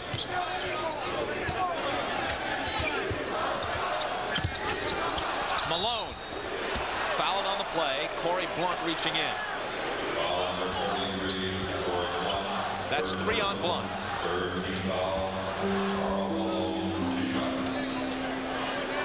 Malone will shoot 2. You talk about relatively few jumpers.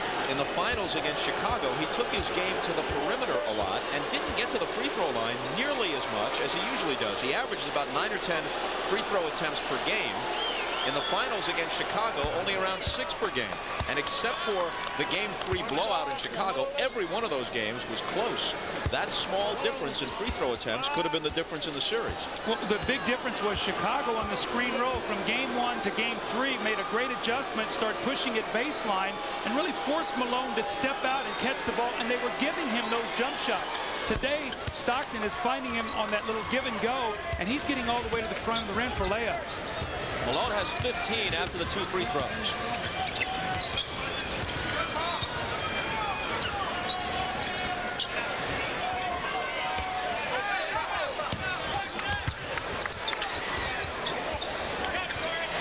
Jones, it spins out for him. The rebound to Malone, and Stockton pushes it back the other way. Eddie Jones firing nothing but blanks.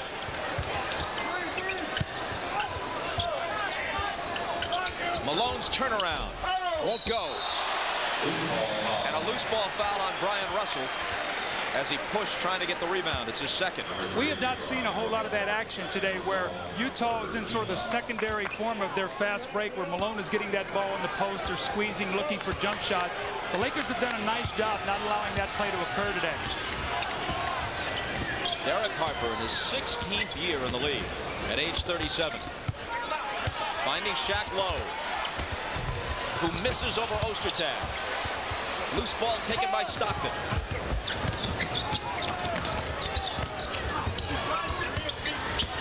Bryant Russell into the lane, left hand. He was fouled. NBC tonight. He's wild, he's outrageous, and he's coming to NBC tonight. Jim Carrey, Ace Ventura, When Nature Calls. Do I have something in my teeth? That would be tonight at 7 Eastern on NBC.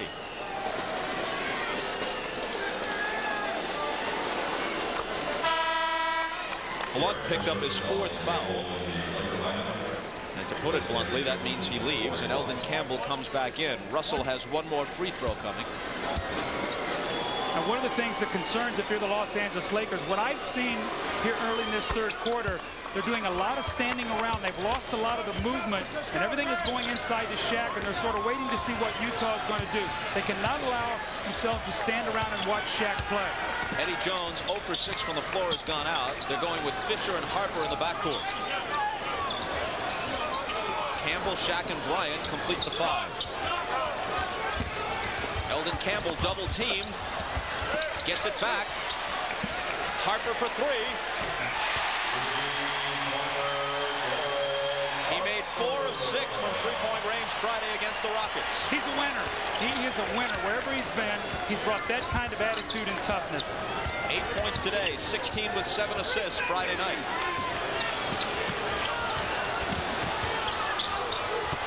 Stockton has it swatted away. It goes out of bounds to Utah.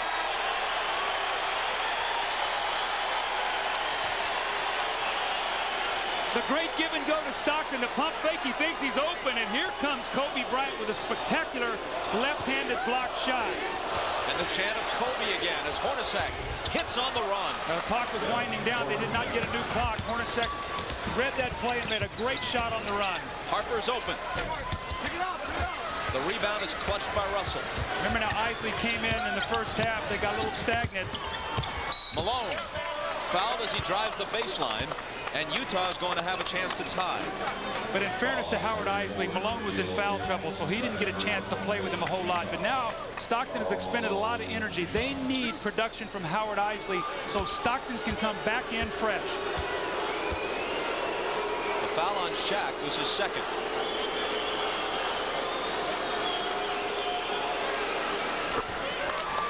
Malone can tie it with the next one. He played 40 minutes in the opener Friday against Chicago. Given the kind of shape he's in, even at age 35, all the general guidelines for this compressed schedule season may not apply to him. Well, yeah, we talk about Stockton and Hornacek, but we never talk about Karl Malone.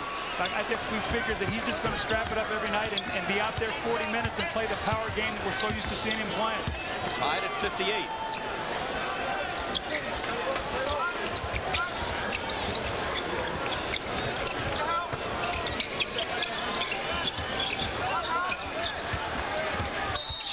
draws a crowd and a whistle. Ostertag arguing the call with Hugh Evans as he picks up his fourth.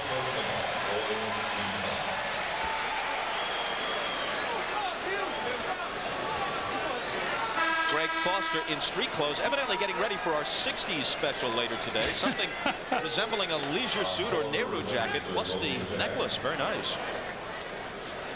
Evidently going to the Strawberry Alarm Clock concert after the game. I think he saw the team picture when I was playing for the Sixers, probably. Incense peppermints going through Foster's mind. Shaquille O'Neal going through Fuller's mind as he comes off the bench and is immediately lit up for the bucket. Shaq with 29. Russell fires. The rebound grabbed by Campbell.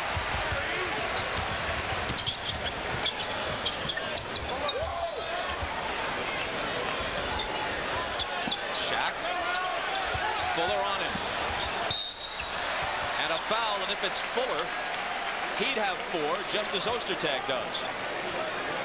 One of the things that the Jazz have done is they've done a better job of not fouling here in this quarter. This time, Shaq just overpowers Fuller as he's come in for Ostertag. The next time down, this possession, they do give the hard foul and will shoot 2 free throws.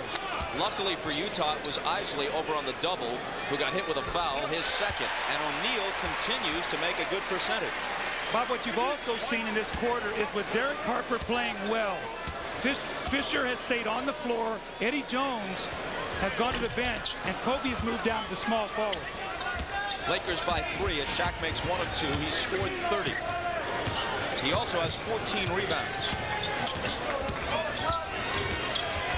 Fuller hits from about 20 feet. See, that's what he can do. He can make open shots, so can Foster. So when Shaq gets back in the paint, he will be available for that shot.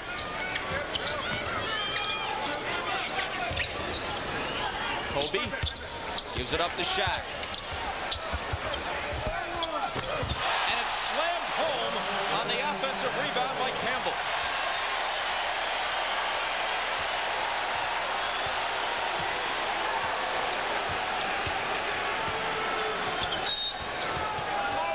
A whistle at the other end. Fisher's the guilty party. Back to the Forum after this.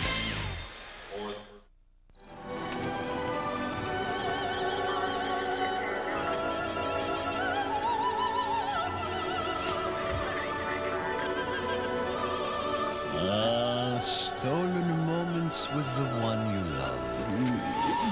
Is it wrong? Heck no. Not if you love that one-of-a-kind 2 all-beef patty taste of McDonald's Big Mac. Calling all units. Be on the lookout for the Hamburglar. Did somebody say McDonald's? Clean up. Aisle 5. We can't afford all this. Timmy, put that towing package back.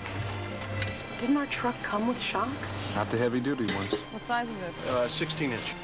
Need a price check on the 16-inch alloy. Nobody wants to pay too much for options. That's why 4Runners come with a package of our most popular accessories, discounted up to $900. Extra value packages, available on all 4Runner models.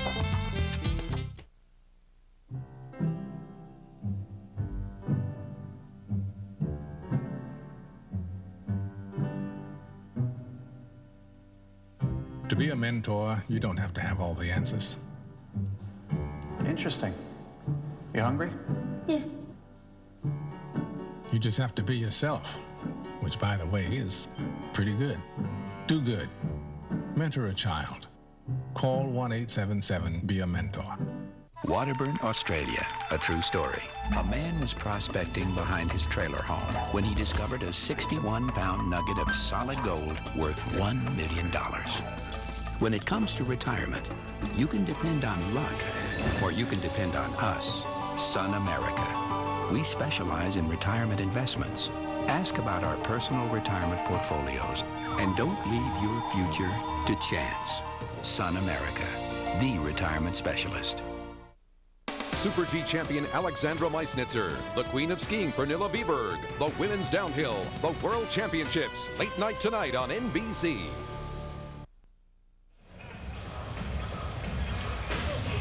The Laker lead is 3. Eddie Jones has come back in, still trying to find his jump shot. Bryant, Harper, O'Neal, and Campbell join him on the floor for the Lakers. Howard Isley is at the line for Utah. Hornacek is his running mate for now at guard. Stockton on the bench. Russell, Malone, and Fuller up front. I don't know, at least one.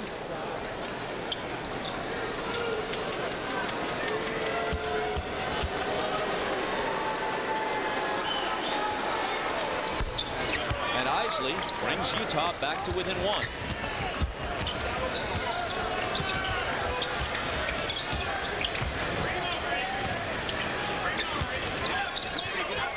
Shaq. Harper for 3. Not this time. Fuller has the rebound.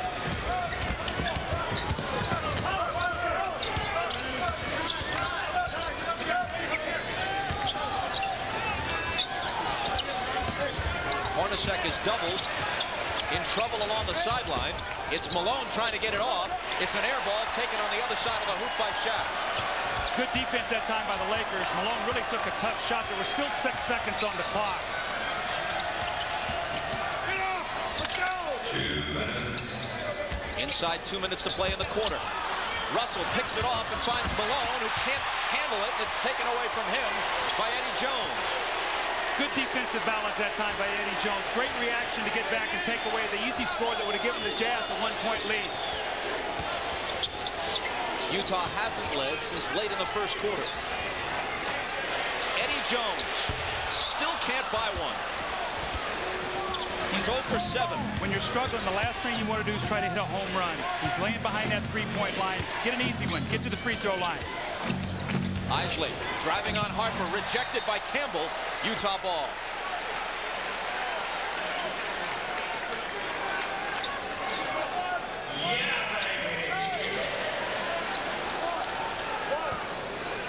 Utah looking for the lead in the last minute plus. And another whistle right off the inbound as Russell tried to spring free underneath. NBC tonight. The 60s epic miniseries with the music of a generation. Critics love it. See why. The 60s tonight on NBC. The 60s tonight at 9 Eastern. Greg Foster gearing up for the special for sure. The foul a moment ago was on Kobe Bryant. It was his 4th. He goes to the bench. Robert Horry comes off to replace him.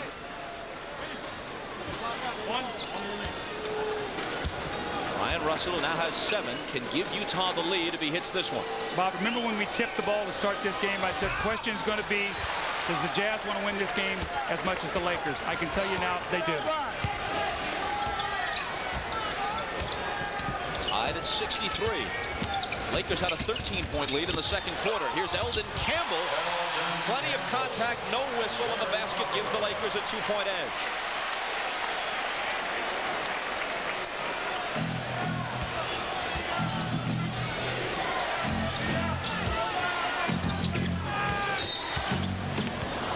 Hugh Evans stops play. Robert Horry fouled Russell. That's his 3rd. I'm sorry, Bob. You can see what they've done here with Horry in the game trying to guard Russell. They've allowed him to handle the ball now, get Isley off the ball, let him shoot, and same thing with Hornacek. And you see what happened that time in the hand check. He goes right to the free throw line to shoot 2 free throws.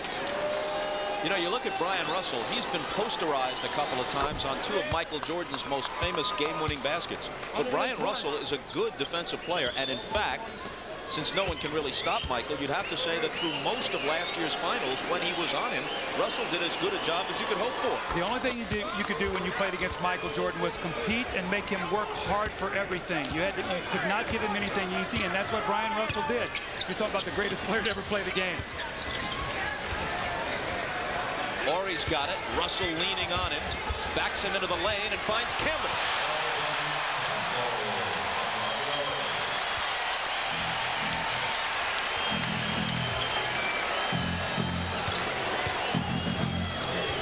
Russell, crossover dribble, nice move. Couldn't hit the bucket, but he was fouled. See, again, the isolation. Again, Russell at the top. Going to allow him to get to the free throw line, but Horry does a good job here. He starts to lose his balance. And at the last moment, he finds Eldon Campbell. Now, Eldon Campbell loves to finish with that left hand. And you see the authoritative dunk there to give his team a 2-point lead. That was the 4th foul on Ori. By the way, if you're just joining us, Rick Fox, still bothered by bone spurs in a foot. He needs a specially fitted shoe, which hasn't arrived yet. So there he is in street clothes.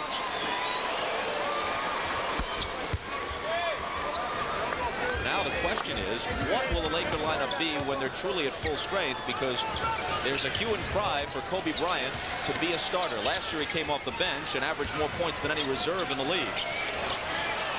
That's going to be very hard for Del Harris to manage these minutes. He's got a star-studded team, and it's going to be very difficult. That's what we talked about, the top of the game. Can this team, this Laker team that has depth, that has talent, that has all the ingredients, mesh and give it all up for the common goal of winning a championship? And you know what, Bob? You will not know that until you see this team under pressure with some adversity. 3rd foul on Brian Russell sends Ori to the line. Should Dennis Rodman be added to this star-studded mix? A lot of fans in L.A. say so. I would be very hesitant to do that. I would worry about his conditioning. I know he's a guy who loves to exercise and be in shape and all, and I just don't know where he would fit. I know he would give them rebounds and all, but is this team strong enough for that kind of personality? We knew Michael Jordan was, but you also saw that San Antonio wasn't. The Laker lead is 2. And Utah has it for what appears to be the final possession of the 3rd quarter. Russell for the lead, and Utah has it. Still 3 seconds to get off the shot. Jones into the front court, on the run, and still scoreless. Utah with the lead, 12 minutes remaining in regulation. Shaq's numbers through 3. We'll be right back after these words from your local station. You're watching the NBA on NBC.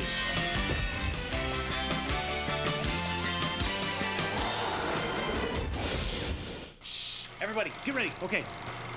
There's me, and there's my 4x4. I'm picking up some speed. Here I go, up.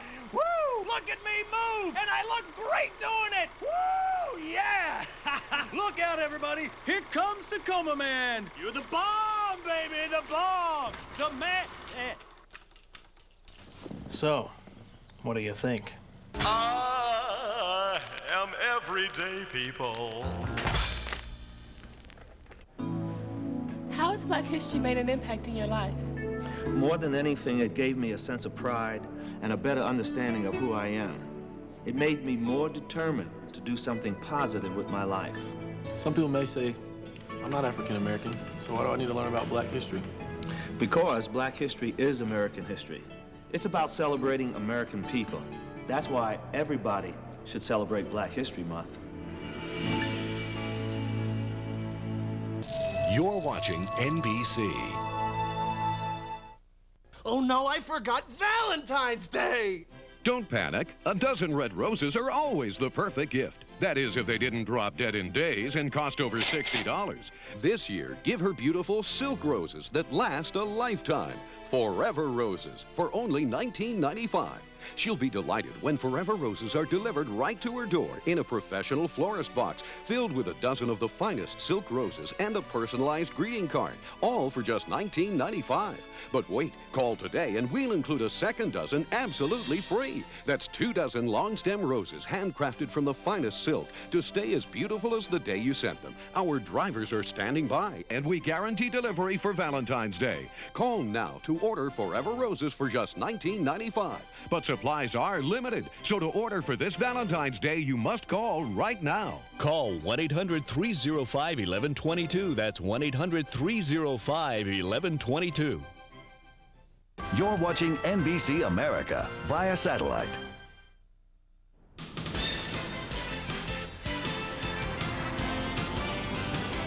You are watching the NBA on NBC. At the start of the game, we talked about the importance of Brian Russell's production. In the first half, only 2 points, 2 rebounds, a huge third quarter, 7 for 8 from the free throw line, 12 points. Anderson did a good job off the bench in the first half. Isley coming to life as a result. Utah by 1 after 3. Eddie Jones apparently plans to keep shooting, and finally he hits one.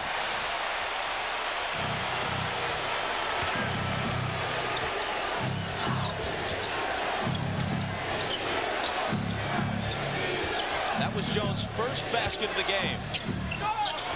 Isley is short. And the loose ball foul is called on Fuller, which is his fourth.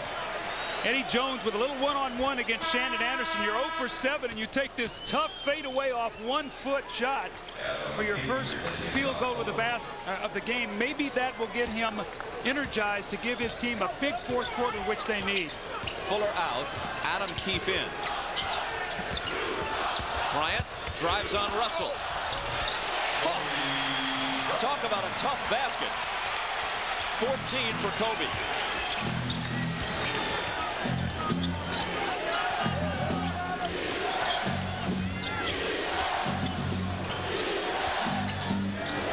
Malone over Campbell. And a whistle. Kobe Bryant on the baseline. You see the tremendous body control. About what's interesting, it looks like Russell gets a hand and he almost pinned himself on the backboard. He took the ball against the board like twice and then finished the shot. Watch this here. Boom, against the board, he still was able to get the finish. At age 20, he's packed on some additional pounds of muscle in the offseason, and some of that play was strength. Well, strength always makes you mentally a better player also, too. I think if you talk to Michael Jordan and Scotty, some of these guys who went on to win championships, the one thing they talk about, Isaiah in the studio, getting their body stronger, which makes you mentally stronger and tougher. You believe in yourself more. Utah back to within 1 after the free throws by Malone, who now has 19. In the first 2 weeks of the shortened season, you can carry 14 players. To this point in this game, the Jazz have used 11. The Lakers have used 8. Shandon Anderson on the foul as Eddie Jones made his move. Now the Lakers are without 2 players on their roster. Travis Knight has the flu, and we told you about Rick Fox with the bad foot. The Jazz have 13 of their 14 available. Greg Foster injured and in street clothes. Utah's played 11 of their 13. You can see what's happened also, too, with Shaq now sitting down and getting a rest. They're going to Eddie Jones and Kobe. That'll be their 2 guys. Harper on the run and a follow by Eldon Campbell as he cleans up the mess. Eldon Campbell asserting himself in the second half. He has 11. Well, that's 2 of those now we've seen where he has not been blocked off the boards. And again, the offensive rebounding.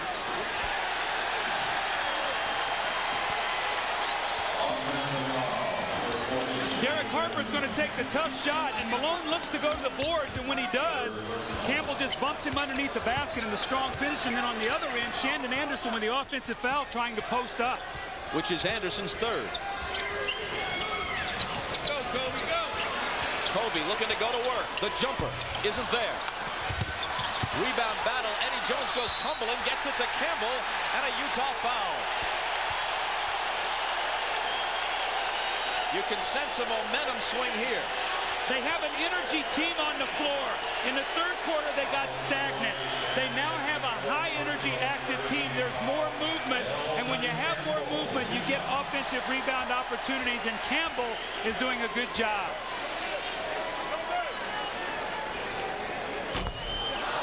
Misses the first.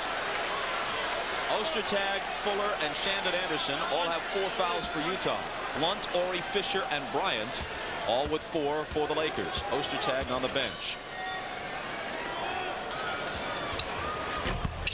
Missed them both. Lakers have 19 offensive rebounds to just 7 for Utah. And yet somehow the Jazz hanging around in this game, trailing by 3.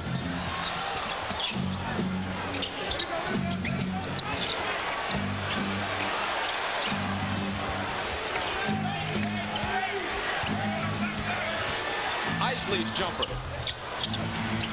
Loose ball chased down by Russell.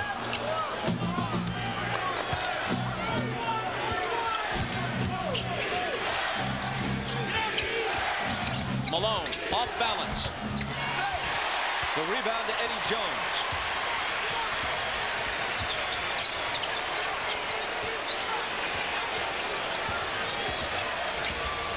Bounces to Campbell for the little jumper that's no good.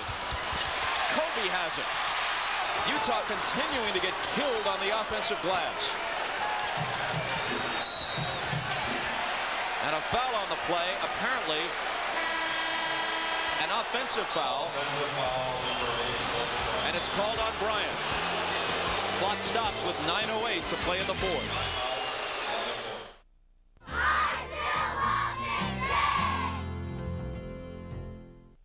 EA Sports presents Cybertwan.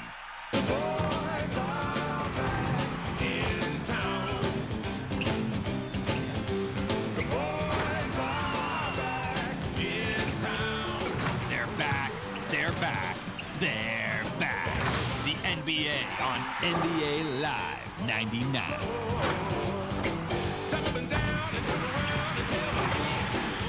EA Sports. It's in the game. Beauty is in the eye of the beholder. Is it the Chrysler Sebring LXI Coupe or the Chrysler Sebring Limited Convertible? Multi-valve V6, speed-sensitive steering, room for you and 3 friends, and a luxurious leather-trimmed interior. Now, the choice is yours. Get $1,000 cash allowance on the Sebring Coupe and on the Sebring Convertible. Chrysler, engineered to be great cars. Adolphus Busch went to Germany every summer looking at different breweries, and he wrote a series of letters back to his son. September the 20th, 1897. I would advise that we buy the finest growths of barley as soon as we can. We cannot make fine malt from inferior barley, and we cannot make fine beer from inferior malt. The NBA on NBC is brought to you by Brewery Fresh Budweiser, who reminds you fresh beer tastes better. And by Chrysler, engineered to be great cars.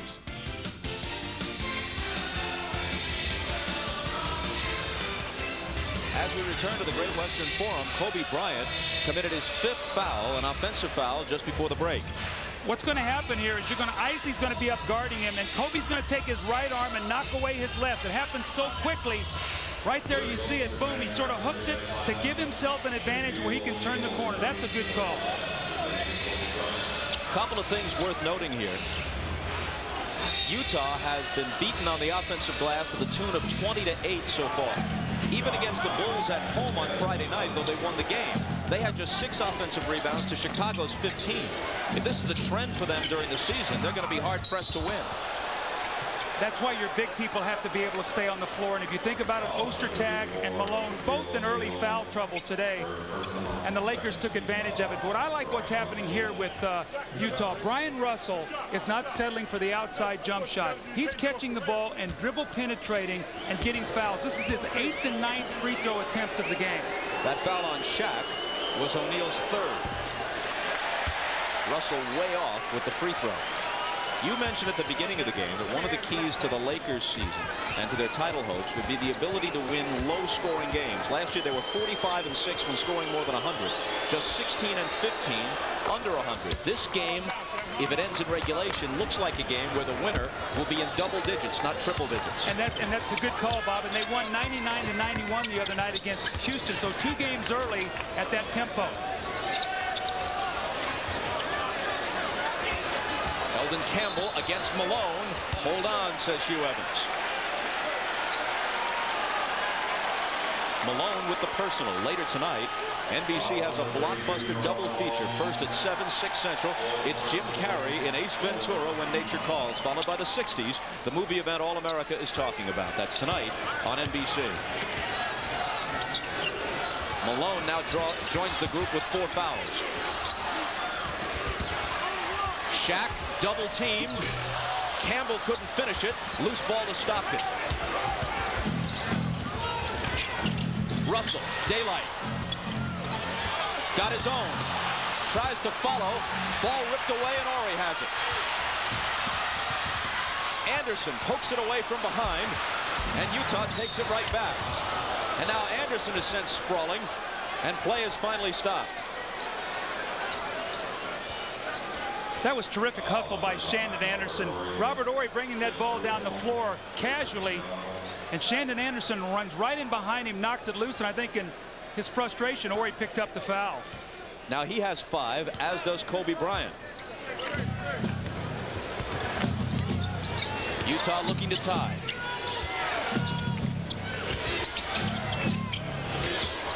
Harper knocked it away from Stockton. And a foul is called on the Lakers, which brings Jack Nicholson out of his seat. See, I think one of the reasons why the Lakers went after Derek Harper is for this kind of game, Bob. You see, it's a two-point game. Harper on Stockton with 7.5 minutes basically to go. Thought for a minute Jack was going to get teed up. Stockton slithers through and hits with the left hand to tie the game at 75. The Lakers still struggling to play that screen roll. Stockton getting into the middle. When he gets in there, he has too many options.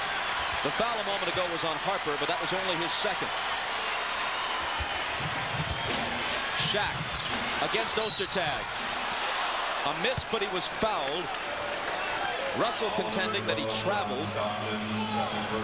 When Stockton gets in the middle, you see he compromises your entire defense. If you step up to him like Shaq starts to, he drops it off a little too late. The little teardrop runner in the lane for two. I think you have to keep Stockton out of the middle. I think you got to get him to the outside of the floor and then try to smother him with your size when he gets down on that baseline. The last foul was on Stockton, his second.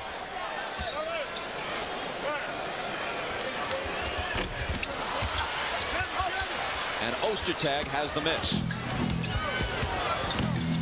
Shaq is now 11 of 16 from the line, and Stockton comes back on the drive to give Utah the lead.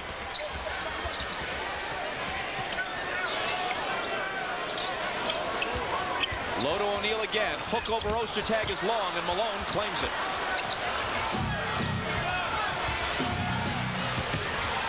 Malone from Stockton. Karl has 21. Now is when the Lakers have to pull together. The Jazz have gone on a run. They've taken the lead. Now they cannot pull apart. This is where leadership will show. 5 together, not one guy trying to win the game by himself. Timeout Lakers. They led by 13 in the second quarter. They now trail by 3 with 6:36 to play in regulation. Has there ever been a better power forward in basketball, running the lanes and having a guy like John Stockton drop the assist, the easy score? How often have we seen that? The marvel of its aerodynamics, the sheer exhilaration of takeoff. It's enough to make an aerospace engineer jealous. Chrysler Concorde. Ranked best premium midsize car in initial quality by J.D. Power and Associates. Now, lease a Concorde LX for $289 a month. Chrysler, engineered to be great cars. What, no time for romance this Valentine's Day? 3 simple words can change that. Snap.com. At Snap, sending flowers or gifts is easy. Even send online Valentines from a collection of Corbis cards. Now, imagine giving your love the romance of Paris. It could happen because if you're really romantic, you'll enter Snap's Paris in the spring sweepstakes. Just come to Snap's Valentine shop for complete details and register for a chance to win.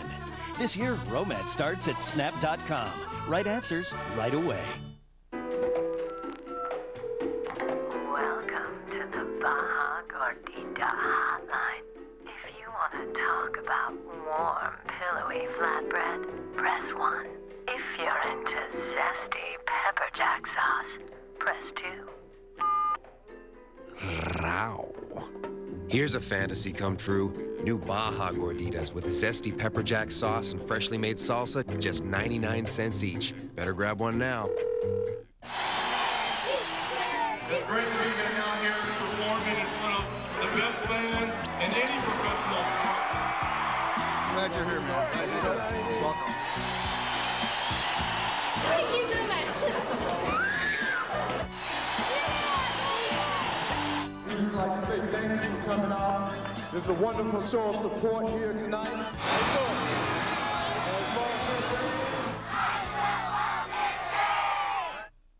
In the next 2 weeks, the moment of truth for Dr. Ross is here. Have the police arrived yet? Every life around him, what a fiasco, will be forever changed because of him. I'm trying to help. I don't want your help. The fate of Dr. Ross will be forever sealed. NBC Thursday. A Apparently, there's little activity in the ER this afternoon, allowing Eric LaSalle to attend the game, along with Alex Kingston, who, as you know, Doug, is the spirited British surgeon, Dr. Elizabeth Corday, on television's most popular program, ER. I do know that because that is my favorite show. I do not miss it.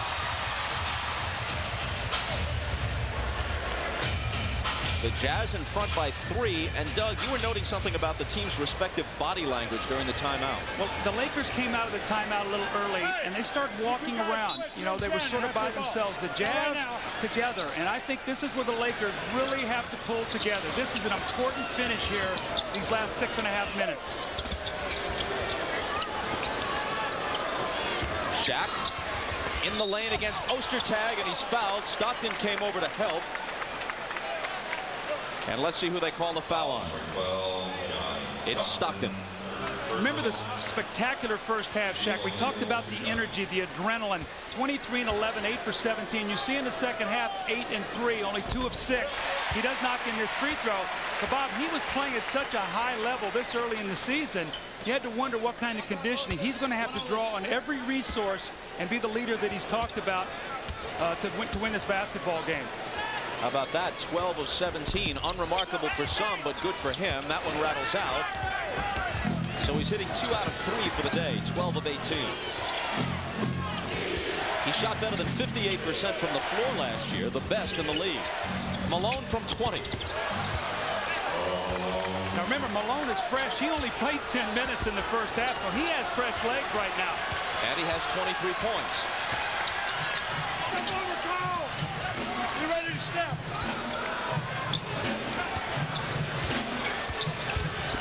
Shaq draws the double, deals out to Harper. That one shot long. Campbell trying to go for the rebound, commits the foul over the back.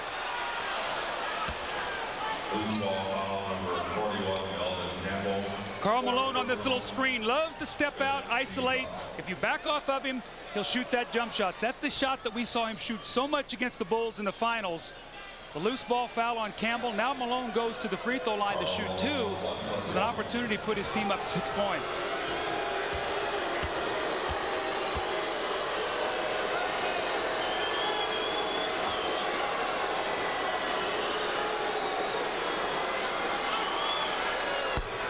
He's got 24. Tomorrow night, the Lakers hit the road for the first of 3 road games in 4 nights. They're in San Antonio against Robinson, Duncan, Elliott, Kerr, and the rest of the Spurs. And you'll see it on TBS tomorrow night. He makes them both.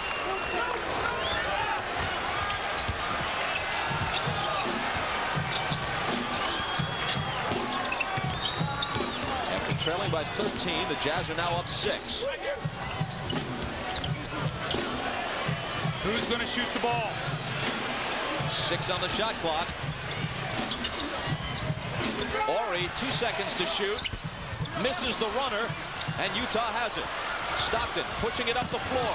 On the wing to Malone. Left hand pinned to the board by Horry, and the block is ruled good. No goaltend. Here comes Harper. Now Shaq. Look out. Ostertag fouled him. Well, that's a very close play down here. Whether that was goaltending or not, it was either a spectacular block or a missed call. Let's see real closely here what happens. That's a good block. He took the ball to the glass. That's an excellent block. The Jazz are not happy. But this leads ahead to the throw-ahead, and a smart foul here by Ostertag. A rim-rattling dunk here gets this crowd excited. Now you must make Shaq make 2 free throws. On Horry's block, he got it before it got to the glass instead of when it came off. If he'd gotten it coming off, it's goaltending. Bob, as long as that ball is going up, you can go up and you can take it to the glass, and that's exactly what he did. The foul on Ostertag was his 5th.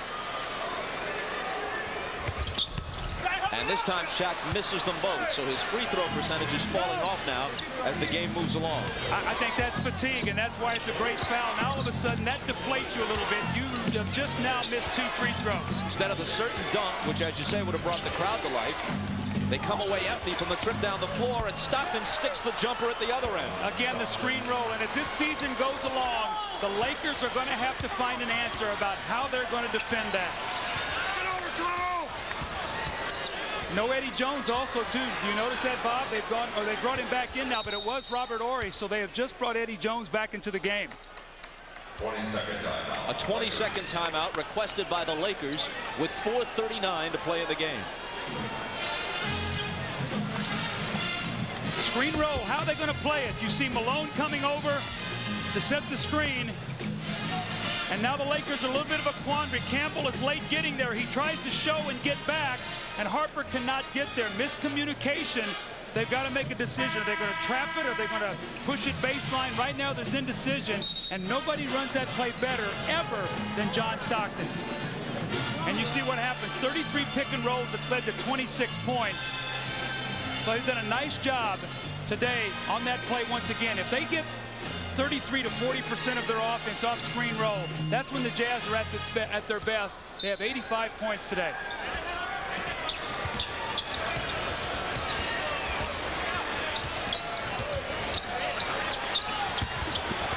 Shaq up in a crowd, doesn't get the roll. Russell protects the rebound. Utah by 8. The Lakers just hit a wall. They've run out of gas, especially Shaq. He played so hard in that first half. A whistle as Stockton puts it on the floor. The importance of being a good free throw shooting team. Once again, Stockton always in the 80s in his career. They're now in the penalty. You step up, you make these 2 free throws. It's a 10-point game. So the importance of Utah being the best free throw shooting team last season. Foul on Harper was his 3rd. The Lakers, meanwhile, have missed their last 8 consecutive shots from the floor.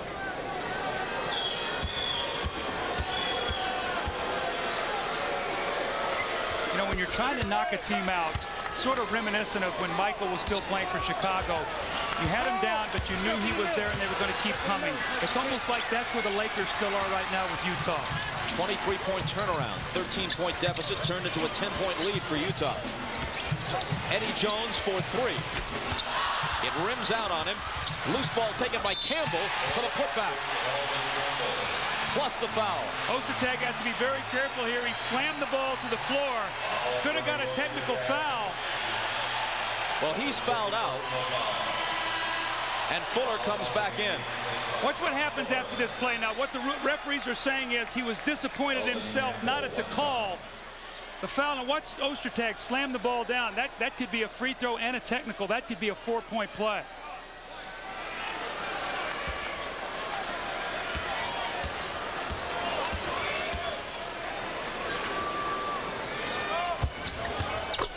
Three-point play when they really needed it from Eldon Campbell.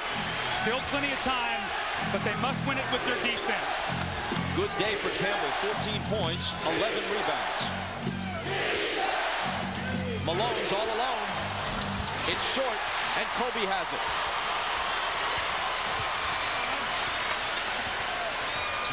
Lakers looking to make a move. Shaq has it go right through his hands. And on the turnover, Utah reclaims it, still leading by 7. That's a tired play there. Shaq could not move his feet to go get the ball. I thought this last possession also, too, Karl Malone settled for a shot a little bit sooner than Jerry Sloan would have wanted. I think he'd like to use a little bit more clock. But he was so wide open. Here he is from Stockton, shoved back in his face. But there's a foul on the play. Shaq got the block. Let's see who gets the foul. It's Shaq, and it's his 4th. Again, Malone slips it. This time they push it baseline. And Shaq just a little slow getting there. And once Malone gets that close to the basket, normally he's going to get 2 free throws.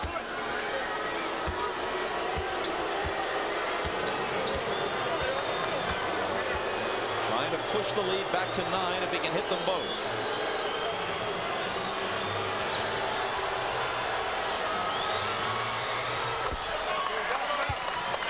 Bob, how about this also? Todd Fuller, who really just joined their team, has not really played. Now he's playing the last 3 minutes and 18 seconds in a big game for this team. Now he's played for the Golden State Warriors the last 2 years. He's never seen a game like this.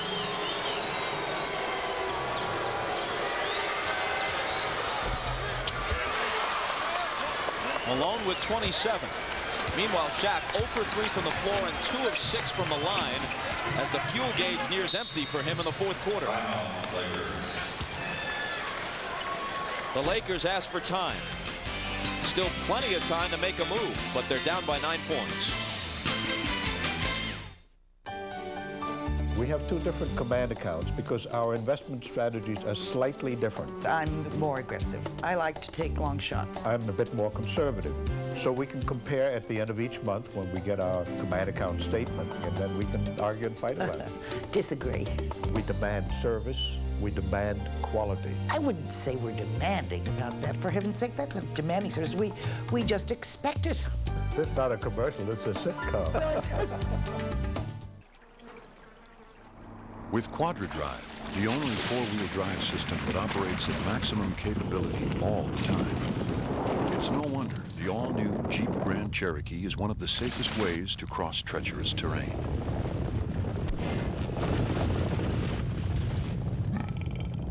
The all-new Jeep Grand Cherokee, the most capable sport utility ever. And Four-Wheeler Magazine's Four-Wheeler of the Year. Why do people believe nothing works better than Alka-Seltzer Plus cold medicine?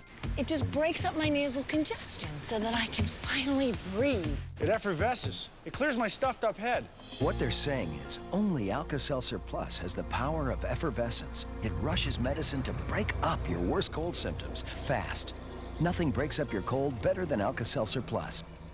And now the power to break up your worst cold and sinus symptoms is available in a liquid gel. New Alka-Seltzer Plus cold and sinus liquid gels. The Indiana Pacers, they came oh so close to the finals last year. The Los Angeles Lakers, is this the year for a return to glory? Sports Illustrated picks these two to meet in the NBA Finals. Check out their only regular season matchup. The race for the rings goes prime time. Indiana and the Lakers, next Sunday at 5 Eastern on NBC. You can see the numbers here, the Laker field goal shooting 37% today. And those numbers don't bode well because when they shoot over 50% last year, they were 33 and 0, under 50%, 28 and 21. The game has been slowed down, and the Jazz have taken control. Kobe Bryant, crossover dribble, little scoop. And finally, he gets the bounce. It hung up there for an eternity. The Lakers creep to within 7. Bryant has 16, another double-double for him. He also has 12 rebounds.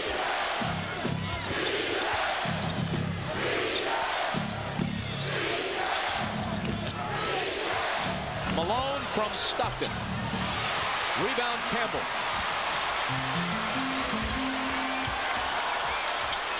Bryant against Russell, lost it. Utah ball. That's where Kobe got a little overzealous. No place to go. Come down, that's an important possession. That's what experienced teams do. They come down. Now watch Utah.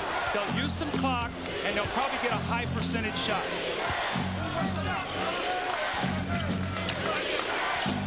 And guess what? A screen roll.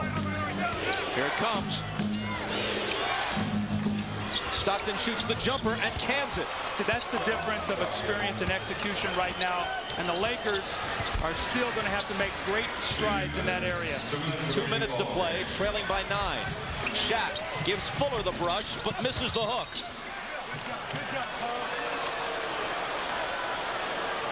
And a foul on the rebounding effort that just about seals the Lakers' fate. And here's Kobe Bryant with a tremendous move down the middle. A little finger roll. He gets the kind roll and the 2 points. The next time down the floor, a little overzealous. I'm going to get us 2 more here. And you see no place to go and the turnover. The Jazz come back down the floor. They execute, use clock. Stockton hits a jumper. Now they come down. Shaq misses a shot. Malone on a loose ball foul has a chance to make 2 free throws.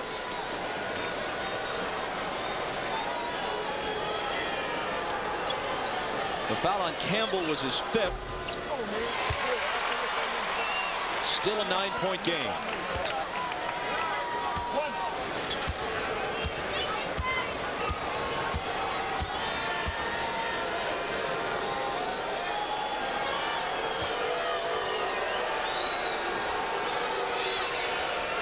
One of 2 from Malone to up the lead to 10. The Lakers ask for time. 1:54 to play in the 4th. Back to the Great Western Forum after this. Introducing the all-new Jeep Grand Cherokee, engineered with QuadraDrive, the only system that operates at maximum capability all the time. Another first from Jeep. It's broken. How'd you get here? The all-new Jeep Grand Cherokee, the most capable sport utility ever. And Peterson's four-wheel and off-road magazine's 4x4 of the year. It would be nice to be able to just be a little bit more even. You don't trust my ability to do my job. Wild, passionate, throwing lobsters at each other in front of the customers. I probably should have broken up with about like a year into it. I spend money. I make it, I spend it. And all I could say was like, oh my God, he's so beautiful. We arrived at the hospital. He was in a coma. I just wanted to provide a decent life for my kid. You eventually get real jobs and real lives. And iVillage.com, the #1 women's network. Real solutions for real women. New York, the Big Apple. Hey, you guys think you got game? You got nothing. Home of the #1 world champion. Biggest and the baddest police. Ah, you ain't got nothing. You call that a squeegee? You call that a kiss? I'm gonna be late. Get a hotel room. Ever wonder why New Yorkers have such big mouths? You got nothing. Because we eat big pizza, like the big New Yorker from Pizza Hut. 16 inches of real New York pizza dripping with cheese at a very un-New York price. $9.99. What do you think this is, Indiana? The big New Yorker, new from Pizza Hut. It's beautiful.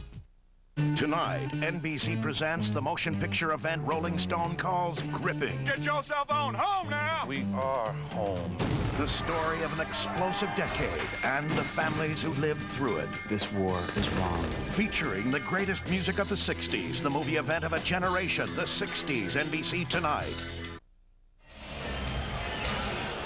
If the Lakers hope to send some kind of message to the team that has been their nemesis the past few years by beating them on their home floor right at the start of the season on the Lakers' home floor, that chance appears to have slipped away.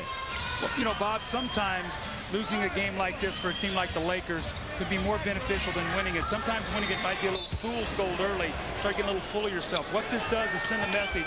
We still have a lot of work that we have to do if we want to be able to get by Utah. Shaq lays it in over Fuller. He's got 34. 23 of them in the first half. Going to use clock once again. They'll go to screen roll, what they've always done. Stockton bumped by Campbell. And if it's Campbell on the foul, he's gone. That is 6, and he leaves. Next Sunday, Valentine's Day, Bill Walton will join Hannah Storm, Peter Vesey, and Isaiah Thomas in the Showtime studio. And after the pregame show, it's the Pacers and these Lakers from here at the Forum. That's next Sunday, starting at 5 Eastern Time on Valentine's Day here on NBC.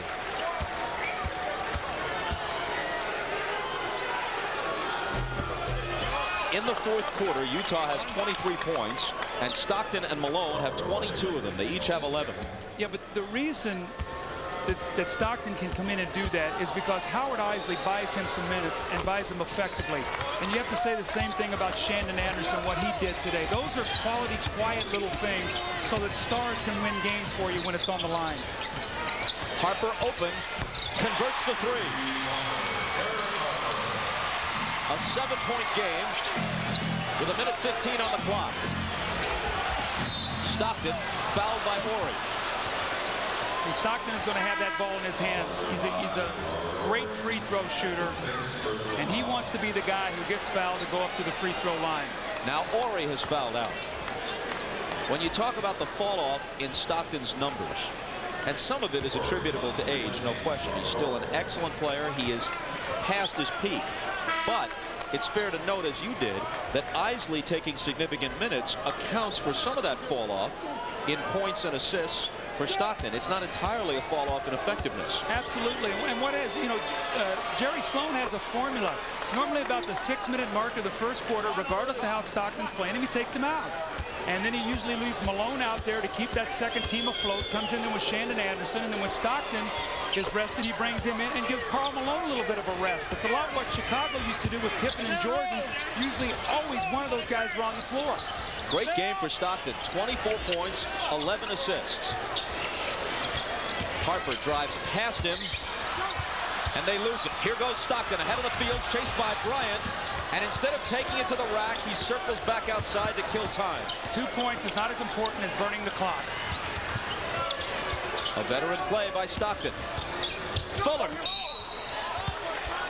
O'Neal bumps him, fouls him. Shaq picks up his 5th, and Fuller goes to the line.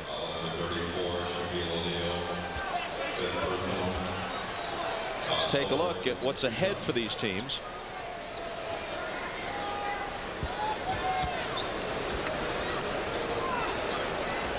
Tomorrow's an off day for Utah. Then they're at Dallas, another day off, and then consecutive road games at Phoenix and at Golden State. And this is not the exception. It's more or less the rule for the next 3 months, playing 50 games in 90 days. That's why you have to have a bench and to be able to buy some minutes again. And then you see the Lakers. Now they've got to gather themselves now and go down to San Antonio tomorrow, who's going to be waiting.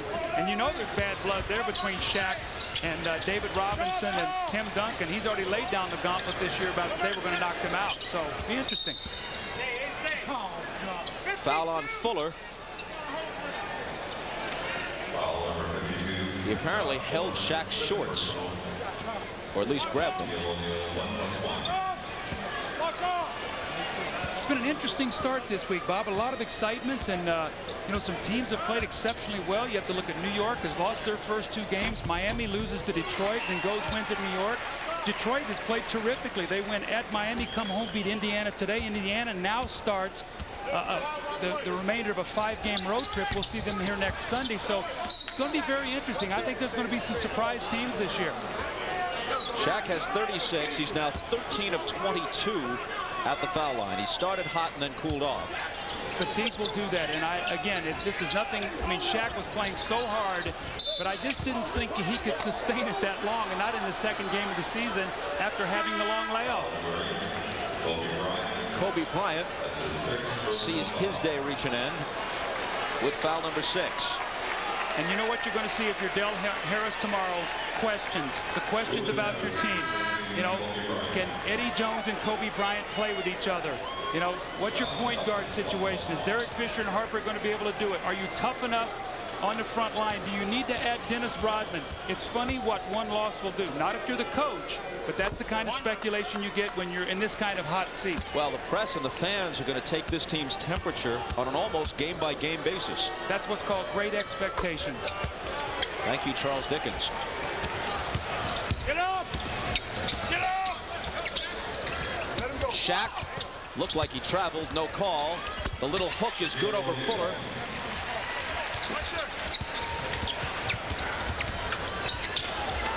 And now it's Russell.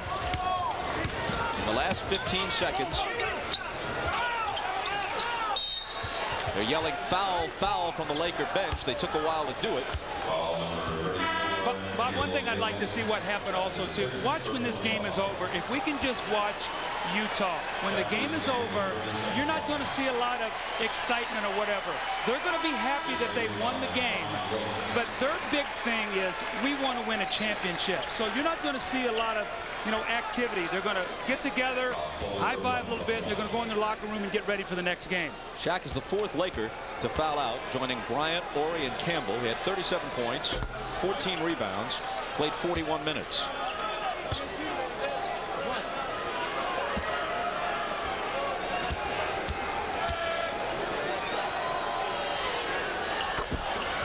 (100-90).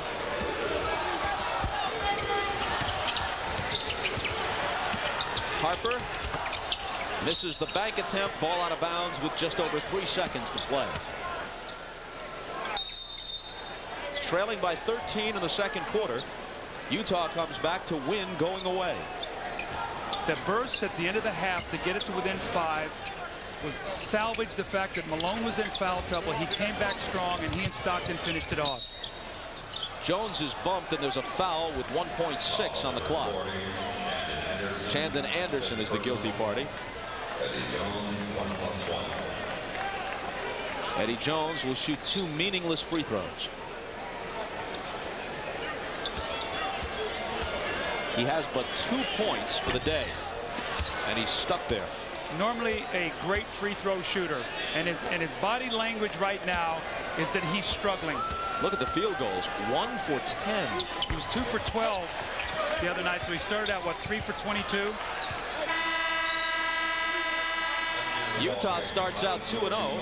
The Lakers have split their first 2 games. the final 100 to 91.